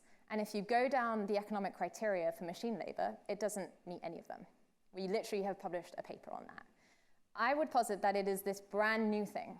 And we can call it digital labor, we can call it AI, whatever you want to call it. But it sits outside of the classic model. And it will have new relationships with those other category types. We will see that digital labor will have to work with human labor. We've had a millennia as humans to learn to work with each other, and we're still not all very good at it. Now, all of a sudden, we have this new species of intelligence that has landed with us, and we have to figure out how to work with it. I ran an experiment over the summer where we had an AI sit in a meeting amongst a team, and we looked at how do they interact with it. And at one point, one of the subjects in that experiment said to Copilot, if you don't do this right, I will shut you down. And everyone in the room was kind of like, whoa. And he raised a really valid point of like, well, it doesn't feel anything, so surely it's okay to be rude to it. The problem is if that has a ripple effect on the rest of the team, right? If we normalize rude behavior, does that then become normal for humans as well? And that's just one norm we haven't established. One simple norm, how should we talk to AI? Think of the thousands of other norms that don't yet exist. This is 90% of my research now, by the way, so if you want to talk about that, I'm very happy to. And then, as we talked about multi-agent systems, that's this side of the triangle, right? Digital labor, working within your HR systems, working within your CRM systems, talking to each other. We have an IT department that manages machine labor. We have an HR department that manages human labor. We don't have anything right now that manages digital labor, and that will have to change. The org chart will have to change as well. The org chart was built on the assumption that we would only ever have access to human intelligence, and human intelligence specializes very early in its life cycle. So we silo it into different functions so we can access that expertise quickly. But now in a world in which I can build an agent with any expertise at any point in time, all of a sudden that org chart might not be necessary, the rigidity of that org chart. We could start to look at, for example, the Hollywood model, which is based all around movie production. in which we bring together a group of people who have the right skills, supplement them with agents and AI that have other skills, and carry out a project in a short period of time, and then disband them. Everyday work will change. How we work in the day-to-day will be completely different, and my hypothesis is that everything, for the most part, that we do today will be handed off to agents, and will make room for a new type of work, the type of work that I call intelligence work, which is mostly delegation and orchestration based. Most of us today pay a very heavy consumption tax because information is democratized and is everywhere, all the time. You're paying a consumption tax right now, listening to this presentation. Hopefully you think it's worth it. But in future, a lot of that tax will be paid by AI. That doesn't mean you stop paying a tax. It means you start paying a delegation tax. Because you, in essence, will have a stack of agents carrying out work on your behalf, and you will be delegating work to those agents. Your kids, when they join the workforce, they will probably be asked to interview with their agents. They will be asked to bring a stack of agents with them to carry out work end to end.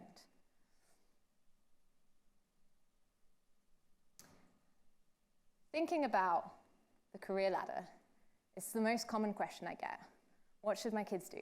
What kind of skills should they invest in building? And there's no real answer right now. This is a framework that I stole from Daniel Susskind, who's a great AI economist. He thinks about it in terms of answering these three questions, which is what work do we need humans to do? And this is the work, the economically valuable work that only humans can do, only humans should do. And that, I think, is everything to do with agentic engineering. It's building the systems that we are delegating work to and delegating and orchestrating them. Then there's work that we would prefer humans to do. And this is work that agents could conceivably do. Like, it is conceivable that an agent could stand in this room and deliver you a presentation at some point in time. But hopefully there is a preference that a human does it instead. Again, because my time and attention as a human is not infinite. It signals care, it signals value, it means something that I am here. And then there's the work that we choose humans to do. And this is work we might actually prefer agents to do. It's messy, it's risky, it's high stakes. But we have decided there is a moral imperative that humans do this instead. The example Daniel Susskind gives is a jury of your peers is a very important societal construct, right? Deciding whether or not someone is guilty of a criminal conviction, of a criminal offense, that should be reserved for humans. Even if you could argue that a less biased decision could potentially be made by a panel of agents. But we have decided there's a moral imperative that this lives with us. In the corporate world, in the HR world, I think this has everything to do with restructuring, with layoffs, with org design. There is a moral imperative that we keep those things human. So I know I've talked a lot, and we want to save some time for Q&A, and there's a whole bunch of information that I've sit here and made you pay a consumption tax on. But fundamentally, I think if I leave you with one question to really think about, one final exercise, and I'm not going to get you to stand up and swap seats, don't worry. I think so much of how we work today was inherited. It was based on assumptions that are being tested, that are blowing up very, very quickly. And so I'd like to invite you to try to strip yourself of all of those assumptions and try to imagine a world in which this were the first day in the history of work, and none of the models that we knew have ever existed. The office hasn't existed, the meeting hasn't existed, the org chart hasn't existed. If this were the first day in the history of work, how would you design how you work? Thank you so much for your time.